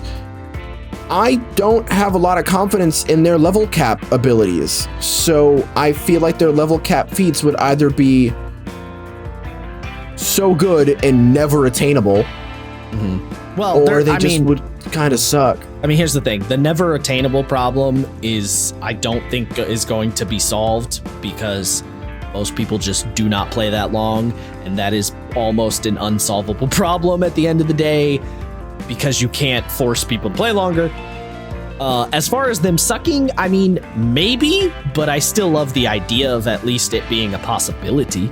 I do. So let's put, if they basically make the epic boons, your level 19 feet, 18, like your level 19 feet, because epic level is technically 17th to 20th level. So I hate that they're like epic boons 20th level and above. It's epic level is 16th to okay, that's even better. No, 15th. Right? Tier 4 is 15. It starts. Okay, yeah. So no, it's 16. 16. 16. It is 16. Doesn't fucking matter. That's epic level. That's what epic level is considered. So the fact that they put it behind level 20, which is beyond epic level, is like, well, that doesn't.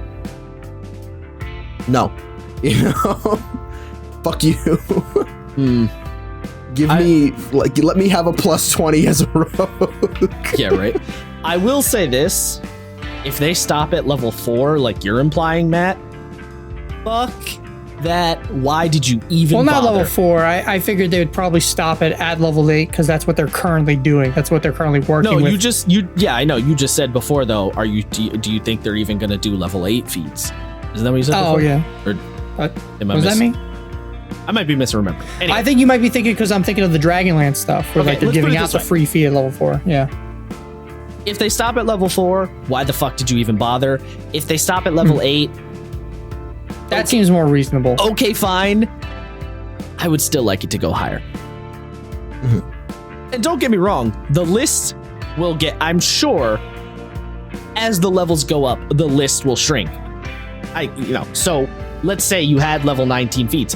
There might only be 4, or 5, right? Like there might not be that many level 19 feats. Like shit, there might be 2 for fuck's sake. Like I'm sure it will shrink. But I still kind of, I would like them to commit whole hog and go all the way up to 19th level feats. I think that would be fun. Maybe unreasonable, but a fun time. Maybe. I mean, No, I don't think it's unreasonable at all. It just, I just don't see them doing it. I could see them doing it. It just, it would make me more mad than anything because I go, these are awesome. Never going to be able to use these. But like, what's even the point of capping them off? Like, what's the point of capping them at level 8? Because most adventurers go up to level 8, so it's attainable like in Adventurers League and other official content. Like the Witchlight adventure ends at level 8. Right, but by putting something cooler at higher levels, are you not trying to entice people to play more? Right? Yeah, but wizards don't care about high level play. Well, it's not that they don't care, it's that the system just can't fucking support it. And I think they're aware of that. Well, I think they've been aware of that the whole time. The system can't support it because they don't care. Yeah, it's like they don't care to they didn't support design it, they did therefore not, there's no support. They did not QA it to that point. They didn't, no, but or they did very little. The problem is that high level play comes to almost like a logical conclusion, right? At a higher level, you need to start having things that are absolutes, right? Because then it doesn't feel high level. If Power Word Kills has a saving throw, it doesn't feel like a 9th level ability. Because you have to measure all 9th level abilities to fucking wish, which is the spell, right? Yeah. So if you start taking the absolutes out of high level play, you're just sort of making high level play feel less epic. What does any of this have to do with feats, though? Well, that it's difficult to balance out higher level play. Right, sure. Look, I'm gonna be honest. I kind of don't give a fuck about balance at high level play. I kind of think things should be fucking badonkers ridiculous shit. Yeah, they can. They can be pretty fucking nuts. That should be how it is. I think if you take a level 19 feat, you should be able to fucking cleave a mountain in half or some bullshit. My only stipulation, the only problem I have with high level play stuff is abilities like Force Cage. And not because Force Cage is powerful, but because an ability like Force Cage just stops the fun, right? It just puts a pause button on everything. I don't give a shit about Power Word Kill because pointing at someone and going fucking deletus is fun and it doesn't stop everything. But if you Force Cage the big boss, the game just comes to a grinding fucking halt. If you cast Plane Shift and send them to another dimension, the game comes to a grinding fucking halt. If you cast Wish and end the universe, the game comes to a grinding halt. That's the shit I have a problem with. So the idea of the feats will be hard to balance. Who the fuck cares? Don't balance them. Go crazy. I mean, balance them a little bit, within reason, but don't lose sleep over it. That's what I say. You're already in wacky territory once you get beyond 15 level. Just embrace it. Just fucking let it rock. Yeah.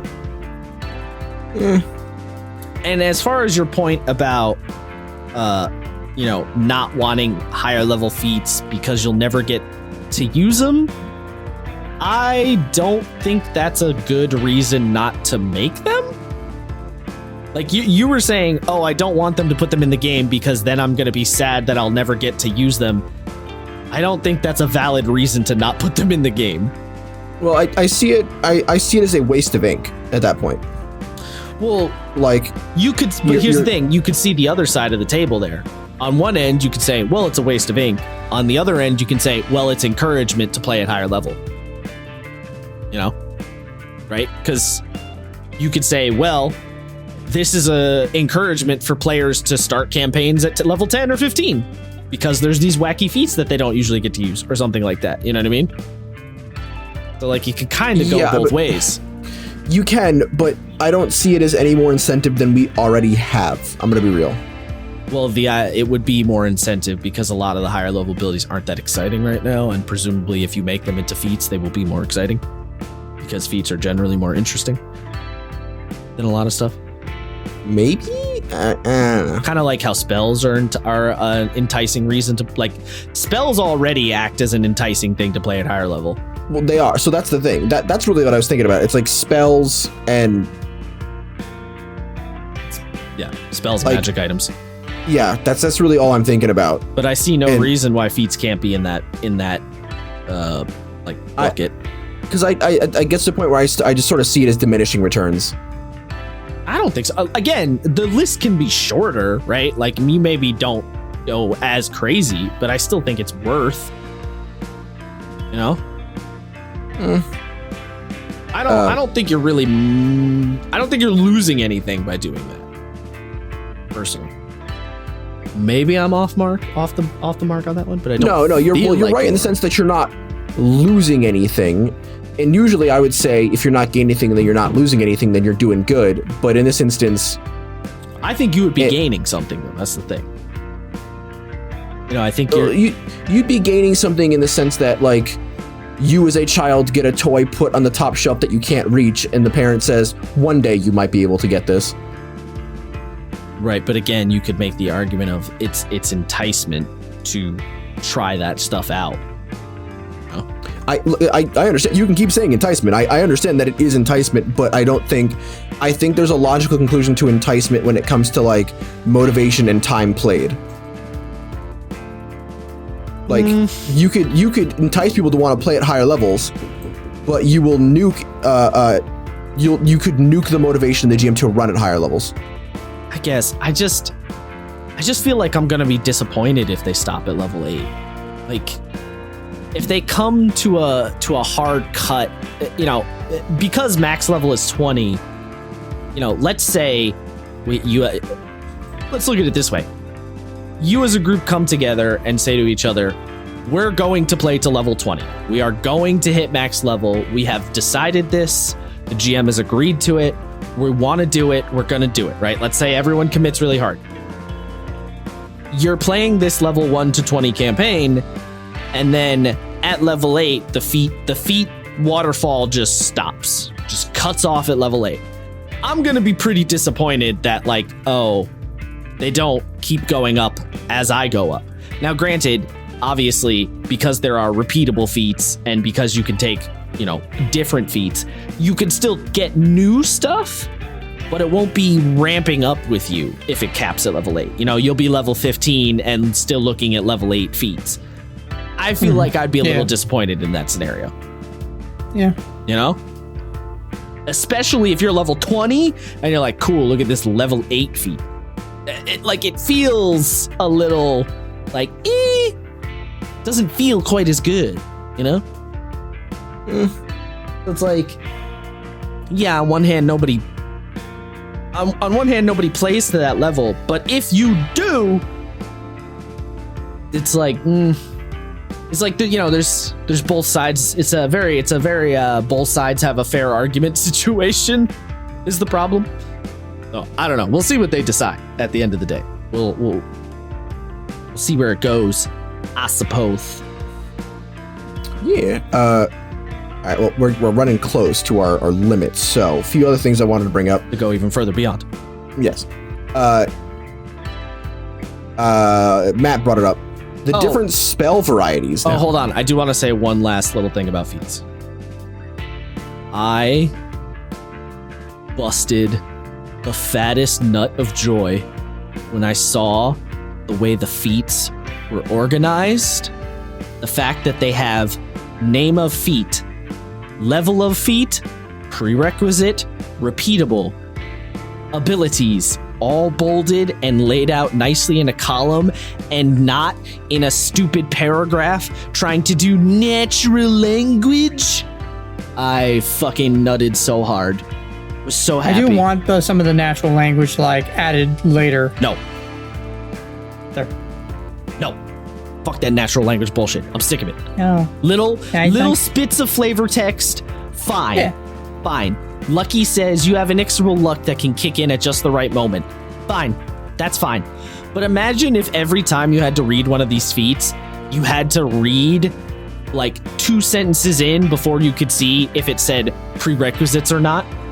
Like, imagine if no. Imagine. I mean, well, like, that's how 5e's worded right now, though. It had this natural language bullshit. Like, imagine you're reading a feat. It's mostly one sentence. Come on, it's not 2. Whatever, but think about it. Like, you get to the second sentence of the feat, and it says, "In order to pick up this feat, you must have the prerequisite X, Y, and Z." It's like, why couldn't you just put that bolded up at the top so I could see right from the very beginning? I don't have to do any reading. I can just see prerequisite none, done, easy, boom. Yeah, no, I like that. I again, kind of like you were saying with the lucky feat. I want a little bit of both. I want the organization. I want the bold. They are written 4E style, and I'm very happy about that. I just had to point that out because it gave me a big nut. Anyway, Isaiah, now you may. Yes, the distinction in spells. We have divine, we have arcane, and we have nature, right? We have arcane, primal, divine, and primal. I'm gonna be Primal. Unreal Engine 5 with you right now, Chief. This really don't mean shit yet. Like, as of right now, the only reason these are here are for the Magic Initiate feat. They affect literally nothing else. Like, if you're if you're using this playtest material, they don't affect anything else. No, they don't, but they could be a prelude to something more interesting, which is, and something that a lot of people have said, which is stop giving so much spell overlap, which I'm gonna be real, I personally don't agree with. I think to a certain degree, I think like less spell overlap. Wizards shouldn't be able to heal. Yes. Because wizards can do so much else. Yes. And if you want to multi-class into cleric, which I've almost never seen done, hilariously enough, because wisdom is pretty important to wizards as well. Weird. Okay. Anyway, yeah, like just some simple shit like wizards shouldn't be able to heal or bring people back to life. Clerics shouldn't have as much like control of the environment. That's kind of where I'm at with that. But the fact that they are putting it into these categories makes me think 2 things. A, they're trying to reinforce niche protection, which is great. Yes.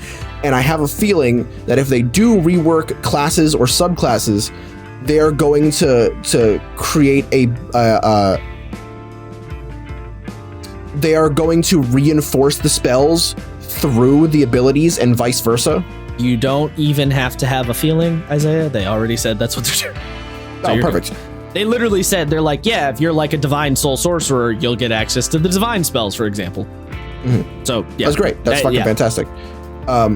Some other things, because that was a really quick one. Tests. Hold on. Yeah. Hold on. There is something to mention, though, which I do think is an interesting thing. So a lot of people pointed out, well, one, there's 2 things. One, Eldritch Blast not in this list. A lot of people thinks that means it might become a class ability. I'm fine with that. Whatever. It's fine. Eldritch Blast class ability. Kind of like Hunter's Mark should be a class ability for Rangers and not the way it is now. So is Hunter's Mark listed here? It is. Never mind. So here's my thing. Fuck! Here's my thing. Oof. I don't necessarily think those spells should be class features, but I think the classes should say you get this spell and it does not count against your against your prepared spells or whatever. Yeah, because because unironically, Eldritch Blast is just a very good spell. And I think it kind of sucks that no one else gets Eldritch Blast now. Well, it's sort of like it's sort of a weird opposite of like the meta magic or the maneuvers. What a bag. And I was just about to say, what if Eldritch Blast gets put into Eldritch Adept? There you go. I would like that more. Yeah, there you go. I would be more okay with that. But if they don't do it, I'm just going to be annoyed. I'm going to be real. Like, how many of you guys have ever played like the original Call of Duty 4? No. So the only thing, I don't know why, but this is giving me like worst case scenario. Back in the day, Call of Duty, a lot of people really complained about stopping power, which was your gun does more damage. So in the next game, they just got rid of the perk stopping power and said, fuck you. No one can use this perk now. So I don't know why worst case scenario, they just get rid of Eldritch Blast completely. No. I hope that's not the case. That would be because if they did that, there's so many invocations. That would be bonkers. The amount of reworking to Warlock they would have to do, you basically just have to rebuild that class. Yeah, that's fucking bonkers. There's no way. That cantrip is oddly such a fucking linchpin to Warlock that like it sort of falls apart without it. If they did, that would be the wildest clown take I've ever seen. That would be a move. That's That's what I'm thinking. I'm like, with Xbox One, you have to be online 24/7 to play the system. Yeah, that's why I have the alarm bells going off, and I'm like, oh no, I hope this isn't a stopping power situation. Nah, there's no way. I do want to point out another thing though that a lot of people did point out. So, the Bard gets access to the Arcane list, which means Bard has no healing or buffing. Ooh, yeah. There's a couple of scenarios that are like that. So, well, probably the subclass. Didn't they say the subclasses are going to give them access to? The subclasses, yeah, sure. So, like, if you pick Lore Bard, it'll probably just be like, yeah, pick any spell from whatever the fuck, man. Maybe Lore Bard gets all 3 spell. That'd be pretty wacky. I don't know, but that is, I don't know where that's going to go, but that is an interesting point, that stuff like, oh, if Bard's on the Arcane list, they don't get any healing. A couple of people pointed out that certain classes lose out some cantrips they do use. Sorcerer benefits, though, because Sorcerer gets more shit. So, yeah, we'll see. There's some wonkiness, but as of right now, it doesn't do a whole lot, but, we'll see. Although, it is kind of fun that you can now in your game be like, yes, guidance, the divine spell, if you want to like. This immediately made me think of that situation that happened in Critical Role Campaign 1 where Matt had the one town that was like arcane, divine stuff is okay and arcane isn't, but there was no actual distinction. He was just doing it on a spell by spell basis. And now you look at this and you're like, this would have hurt. This would have helped out Mr. Mercer quite a bit. I don't know if we're gonna have time for this. I wanted to bring up a thing. Yeah. But it's okay. We can go over. Fuck it. Let's go through the stuff I wanted to go through, and then we can we'll go bring over, Isaiah. It's okay. We can't not bring up the critical hits and D20 test stuff. Yeah. Like we got to talk about it. Okay. Yeah. So Matt's sort of the opinion that wait. There's a preamble to this. There's a preamble because I know you didn't watch the video, so this is important. All right. Because I do think this is one of those things I mentioned where once I heard the explanation, I'm like, okay, we'll see where this goes. So, the thing with the critical hits, Mr. Daddy Crawford basically said, we don't like this situation where level 1 characters would get randomly crit by Scrabo the Gobbo and suddenly fucking die out of nowhere because a goblin shoved a dagger up their asshole. Obviously, he didn't say it quite that way, but So he said we're taking crits off of monsters so that kind of bullshit doesn't happen. However, his justification for this scenario was monsters already have built-in crit abilities, which are recharges. So the example he gave was a Dragon's Breath weapon. The Dragon's Breath weapon is essentially a crit that the GM can choose when they want to use it. Once the recharge goes off, they can say, I'm going to use it the next turn, or I'm not going to use it. It's essentially a crit that you have control over rather than a crit you don't have control over, because a crit you don't have control over can mean that your wizard dies to the fucking Scrabo Gobbo's dagger up the asshole. So that was their justification, or that was the logic behind removing monsters being able to crit. Now, the part where it does get a little weird, though, is it specifically says weapons and unarmed strikes can crit. This means spells cannot crit and abilities like sneak attack cannot crit. That is where it gets extra wonky. We spoke about that, and I thought about it. Sneak attack is technically part of your melee weapon attack. It is added damage to the melee weapon attack, so presumably that means it would still crit. I don't know. But it would still completely fucking dick over spell users, which I think is a massive problem. So here's the thing. I'm okay with it. I'm actually okay with spells being unable to crit. Oh, I'm not at all. For a couple. Well, hold on. There's a couple of reasons. First of all, apparently, Daddy Crawford said most people did not know spells could crit. So a lot of people were already playing the game with the assumption that spells could not crit, which is an interesting thing. A lot of these changes, by the way, in this whole playtest situation are based on the way people play the game already, rather than like the way the rules say. A lot of misconceptions about how the game is played is where a lot of this came from. So the thing about spells critting, like I said, a lot of people didn't know they could, but also Nerd Immersion pointed this out. There's a really small, like the percentage of spells in the game that can benefit from critical hits is really small. There's not that many spells that roll to attack. Most damage spells are saves, which already couldn't crit before. That's not new for saves. So it's actually not that huge of a change. And the other thing is, if spellcasters can't crit, you do close the gap between the martial caster disparity a little bit. If the fighter is able to crit and the wizard isn't, there is a little bit of that closing of the gap, which is something a lot of people want. Which I get, but I don't want it in that way. I don't want to lower the tide, right? Like, again, I don't want to lowering it that much. You know, there's so few spells. Yes, potentially, but a lot of those low too.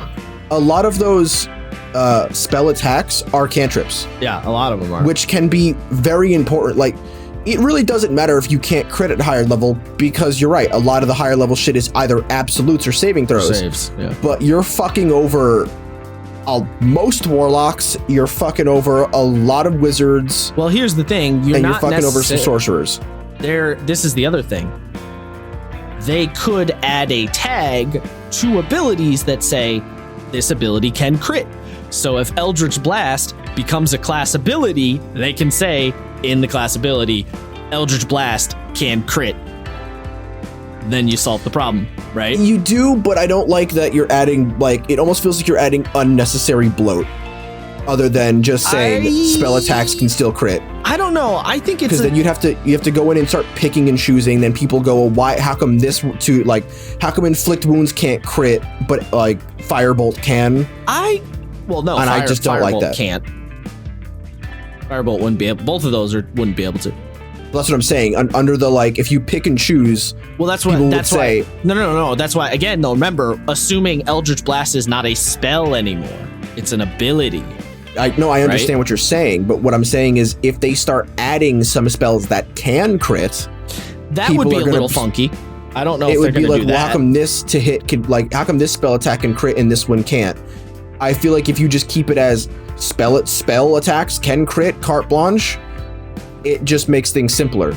I actually kind of like the ideas of spells not critting, because in a weird way, it kind of reinforces the fantasy of playing a spellcaster, which is, I'm blowing my load on all my powerful spells. Oh no, I'm only down to my little wonky cantrips.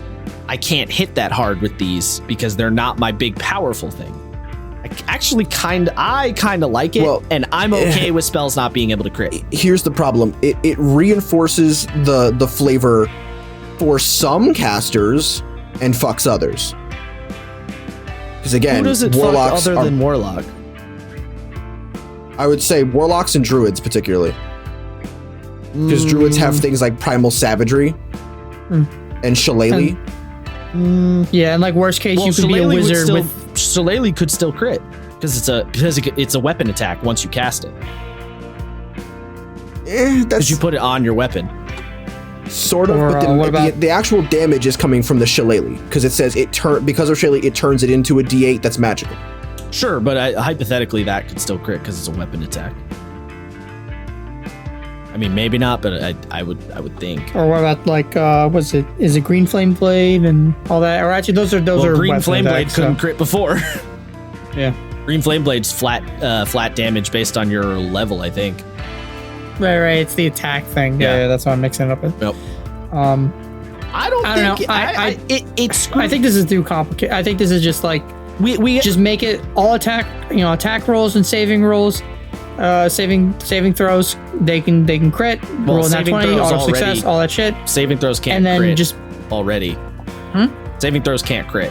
They never could. well, that's what I'm saying. Like that's just make life easier. Make saving throws.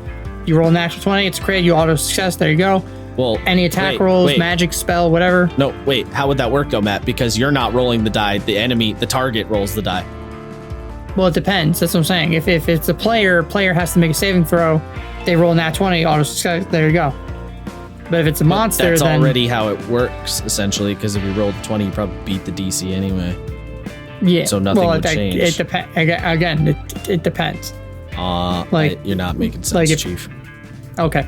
And like I just don't like for me, again, Jeremy Craw, like the thing he gave were like the whole recharge ability. That's separate. Hold on. That's a separate thing. Hold on. That's a separate thing. Separate, because we're only talking about the spell situation right now. The spell situation. Yeah, I know. I'm kind of with Isaiah on this. It's not fun. It's just not a fun ruling to just not have the very, very limited amount of spells that can crit. Just rule it as. I get what you're talking about, where like spells like, yeah, the cantrip shouldn't be doing a shit ton of damage. Regardless, if you crit with a cantrip, it's not going to do a lot of damage anyways, but you take what you can get. If you manage to roll a crit the same on a firebolt against the ogre, you do just that as crit much, might save your ass. But it's the same. You say it doesn't do that much damage, but it's the same amount of damage as the fighter is doing with their sword. No, not necessarily, because you're losing out on your ability modifier. Okay, so it's like 2 to 3 less damage. And plus what if the fighter has a magic sword? Yeah, magic sword. Physical fighters get to add, the whole thing about physicals is that your modifiers mean the world, right? Right, but even even at the highest, if you have a +5, let's say you have a longsword, you have a firebolt. Both of them crit, both of them roll max damage. The fighter potentially gets 5 more damage. That's it. That's all you need. It's a little bit. It's 5 more per attack. Right. Well, we're only talking about a single attack, though. Right. We're only saying 1 hit. I don't know.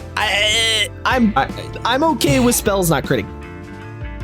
I think the monsters is where I get iffy on it.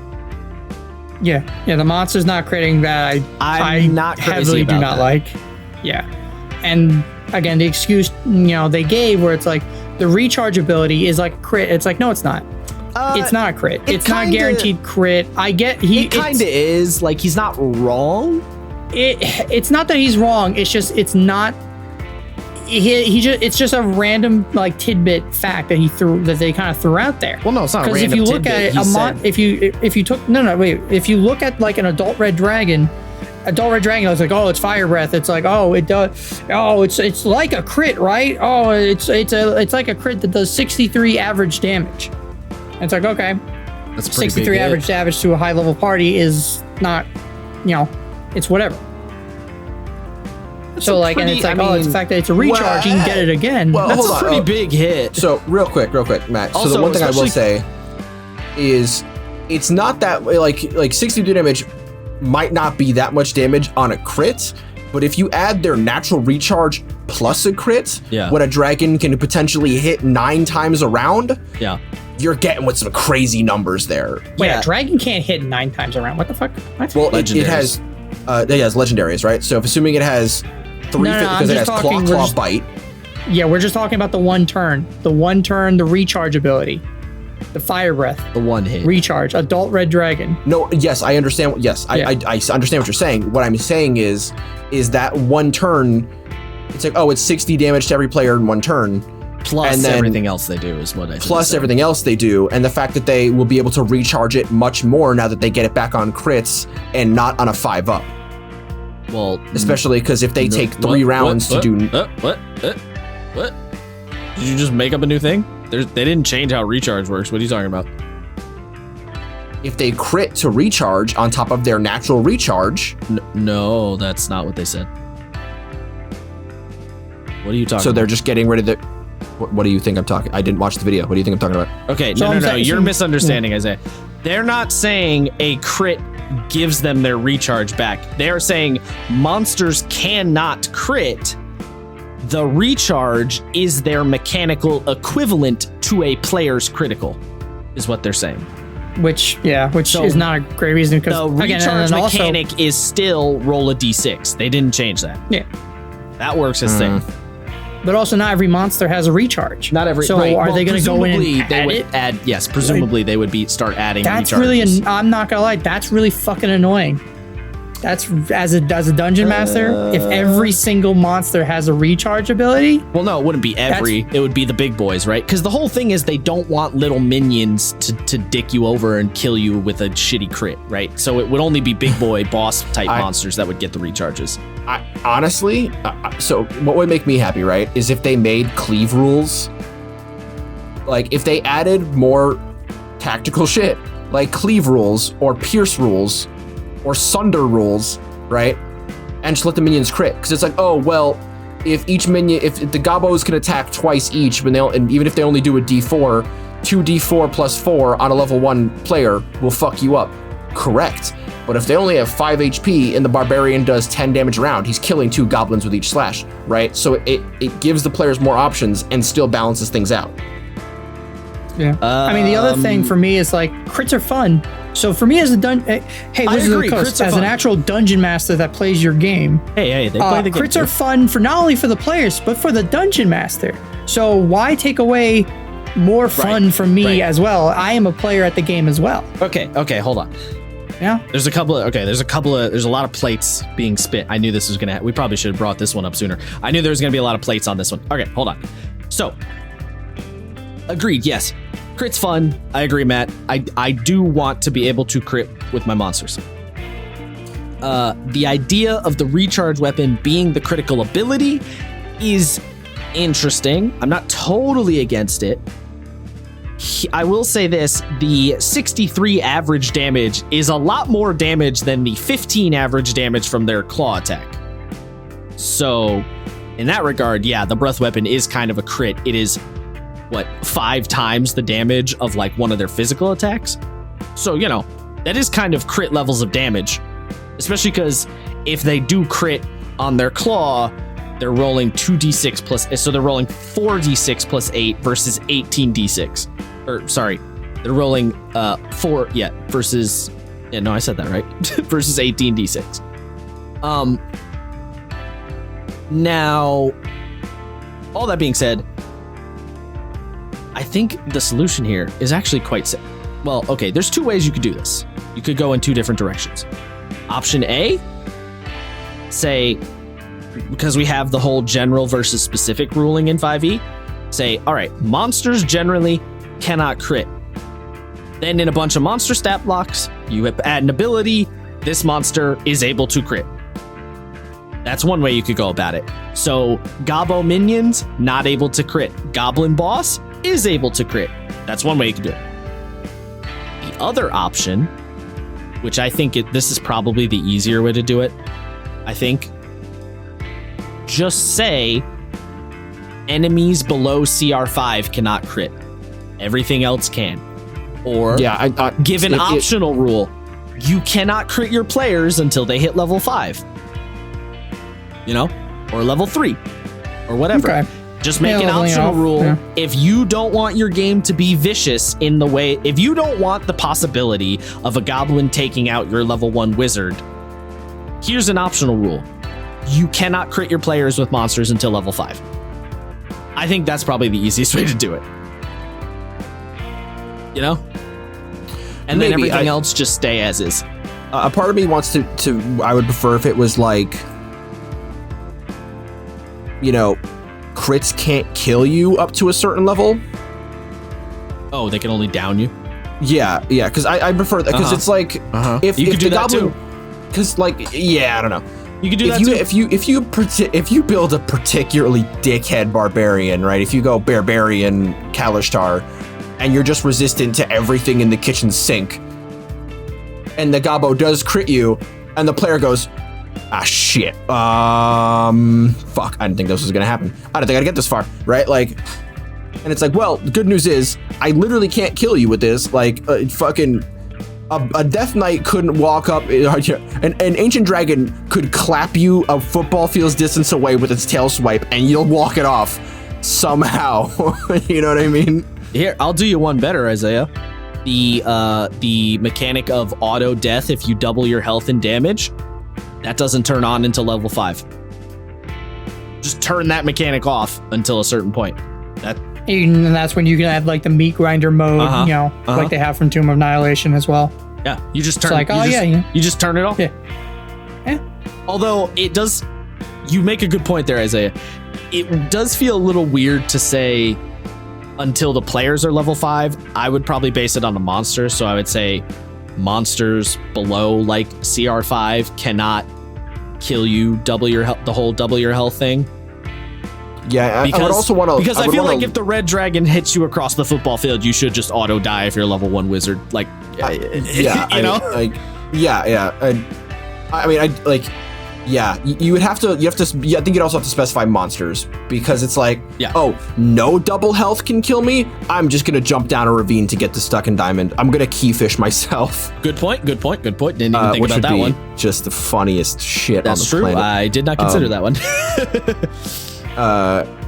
You know what sucks? I can't remember that point that I wanted to bring up before, and now I'm kind of mad. I don't know. Yeah, I don't know. But also, I will say this personally. I think it's kind of funny when your level 1 wizard gets fucking dicked on by Robbo the Gobbo, and I think you should just let it happen and embrace the chaos.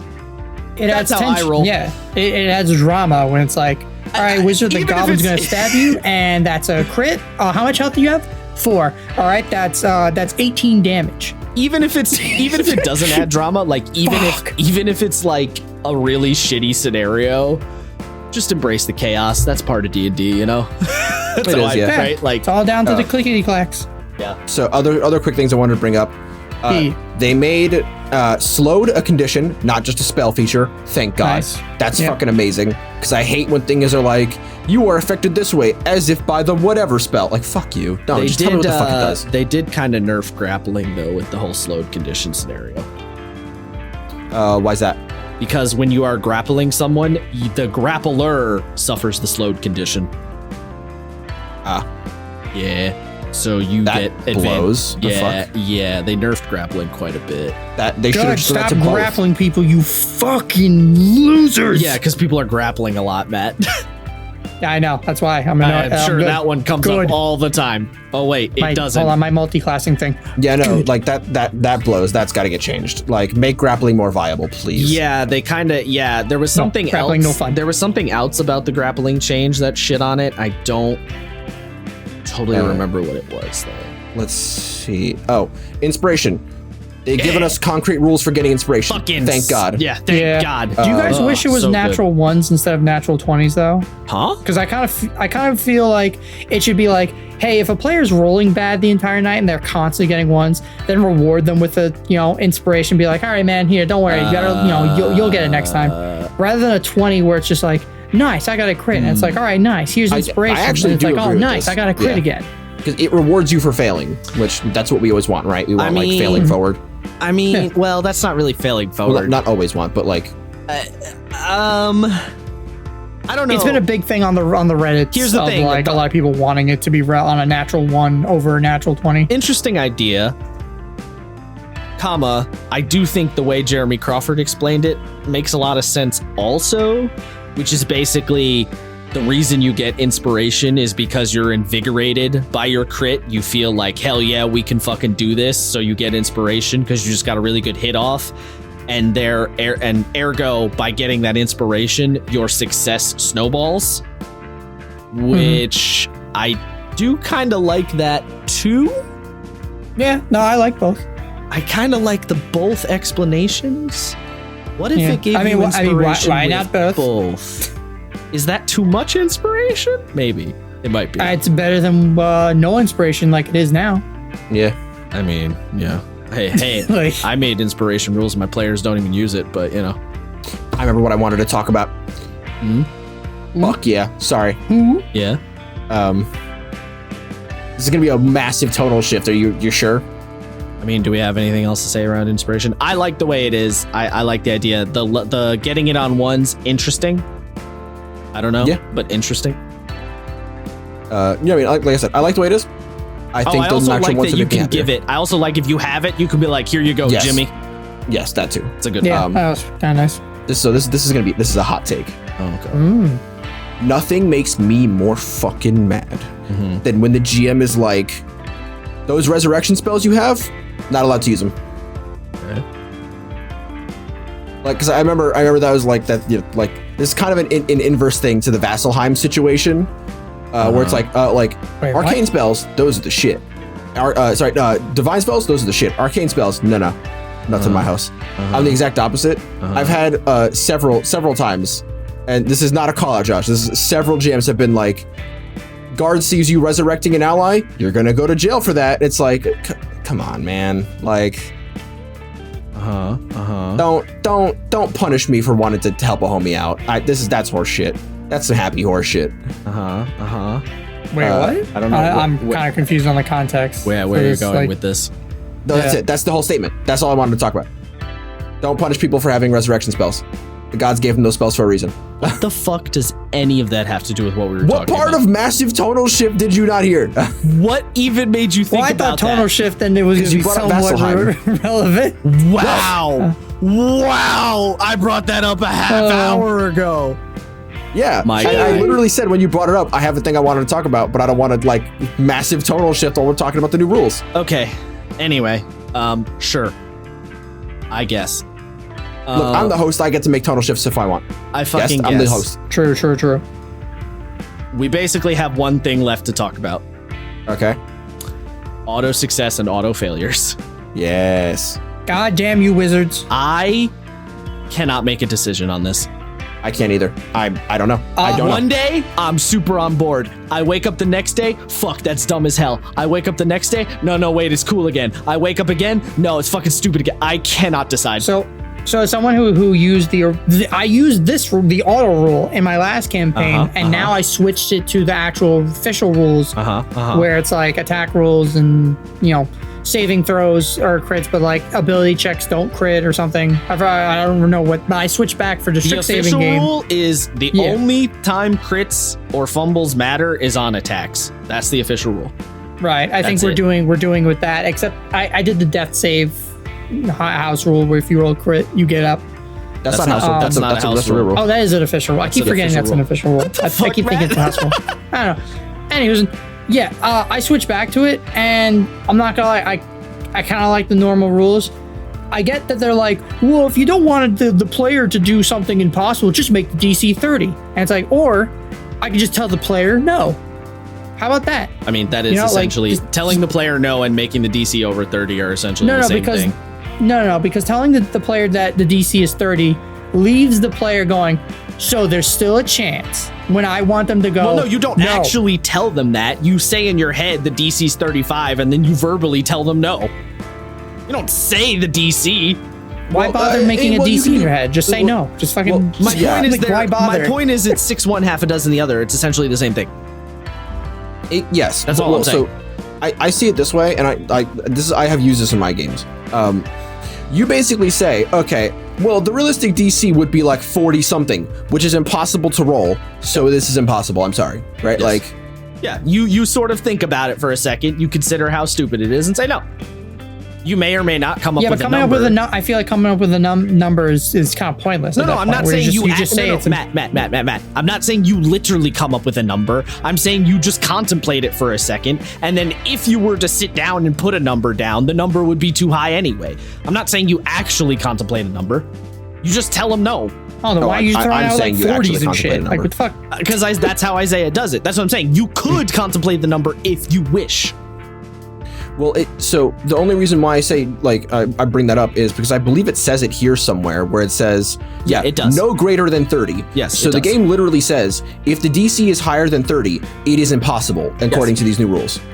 So you can tell someone, well, this would be DC 35, which means no, it's impossible, and it actually gives you a context. I'm saying syntax. Yes. A context for bringing up those super high DCs to explain to people like. Or you could just be like Matt and say no. Yeah, you basically say this DC would be above 30, which means it's impossible. Yes. So that way it's simpler than what I do. You don't have to tell them the exact number. Just say it's above 30, therefore impossible. Yeah. And the way I do crits are 2 successes. So it's, So so that's the other thing I was about to say is rather than saying a crit is a guaranteed success, what I prefer, because I tried to think about, because I've played a lot of other games that do have crits on like quote unquote ability checks. For example, Blades in the Dark has crits. In Blades in the Dark, if you crit, your effectiveness of what you are doing goes up by 1 stage. Now, that in the context of D&D doesn't fucking mean anything, but in Blades in the Dark, it's kind of like, to translate it from Blades to D&D, it kind of be like if you got a crit, you slapped another 5 on top of your already existing modifier, you're like increasing your effectiveness of what you're doing. So I was trying to think, I was like, how would I do it in D&D? I think the thing I would want is a crit should not guarantee auto success. What a crit should do is give you something extra on top of the success you are likely already getting. Because if you have a +7 and you crit and you rolled a 27, you are probably already succeeding. So the crit doesn't even feel that fun anyway. So instead, what a crit should do in my mind is give you something additional. So for example, just to throw it out there, a weird hypothetical, and this would require DM adjudication, but the barbarian kicks the door open. He gets a crit, destroys the DC. Rather than just kicking the door open, he kicks the door open, it flies off the hinges across the room and crushes the goblin on the other side. The additional thing is you kill the goblin, right? That's how I think crits should work, personally. And the funny thing is, in this playtest document, they kind of do that already because a crit gives you inspiration. Yeah. So, yeah, I think I don't like the auto success and auto fail rule. I think I dislike that. I think that is the side I draw on. Also, quick question, but ability like reliable talent, if you roll a 1, does reliable talent still kick in? The rogue's reliable talent? Right? Yeah, I think it does. I think it's like the halfling luck. It just overwrites it.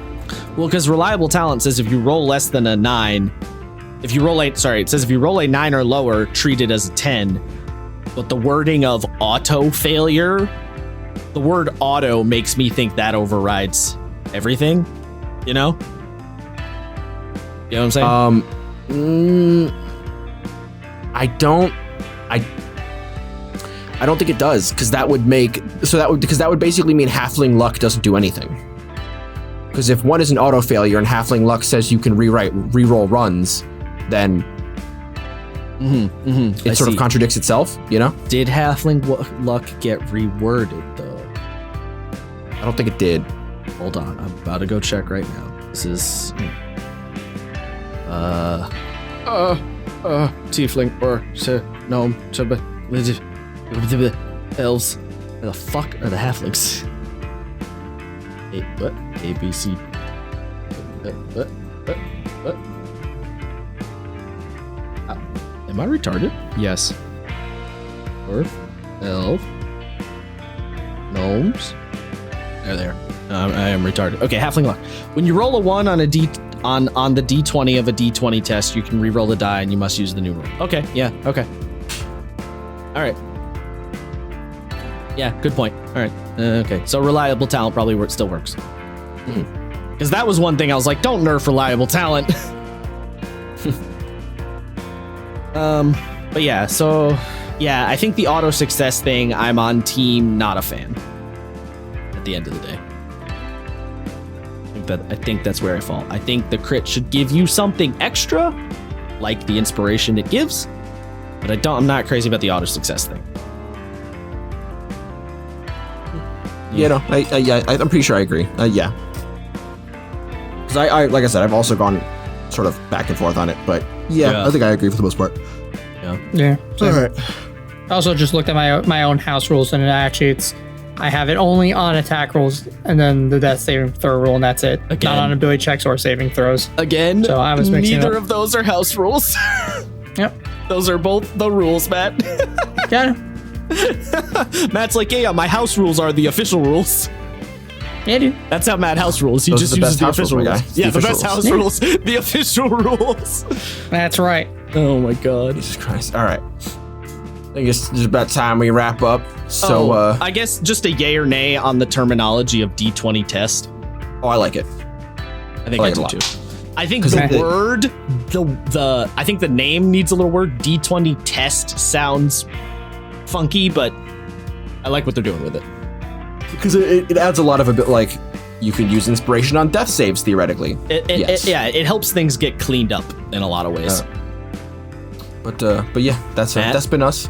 Wait, Matt didn't give a yay or nay on that. Oh, that's right. I said meh. I'm so tired. You were meh on it? I said meh.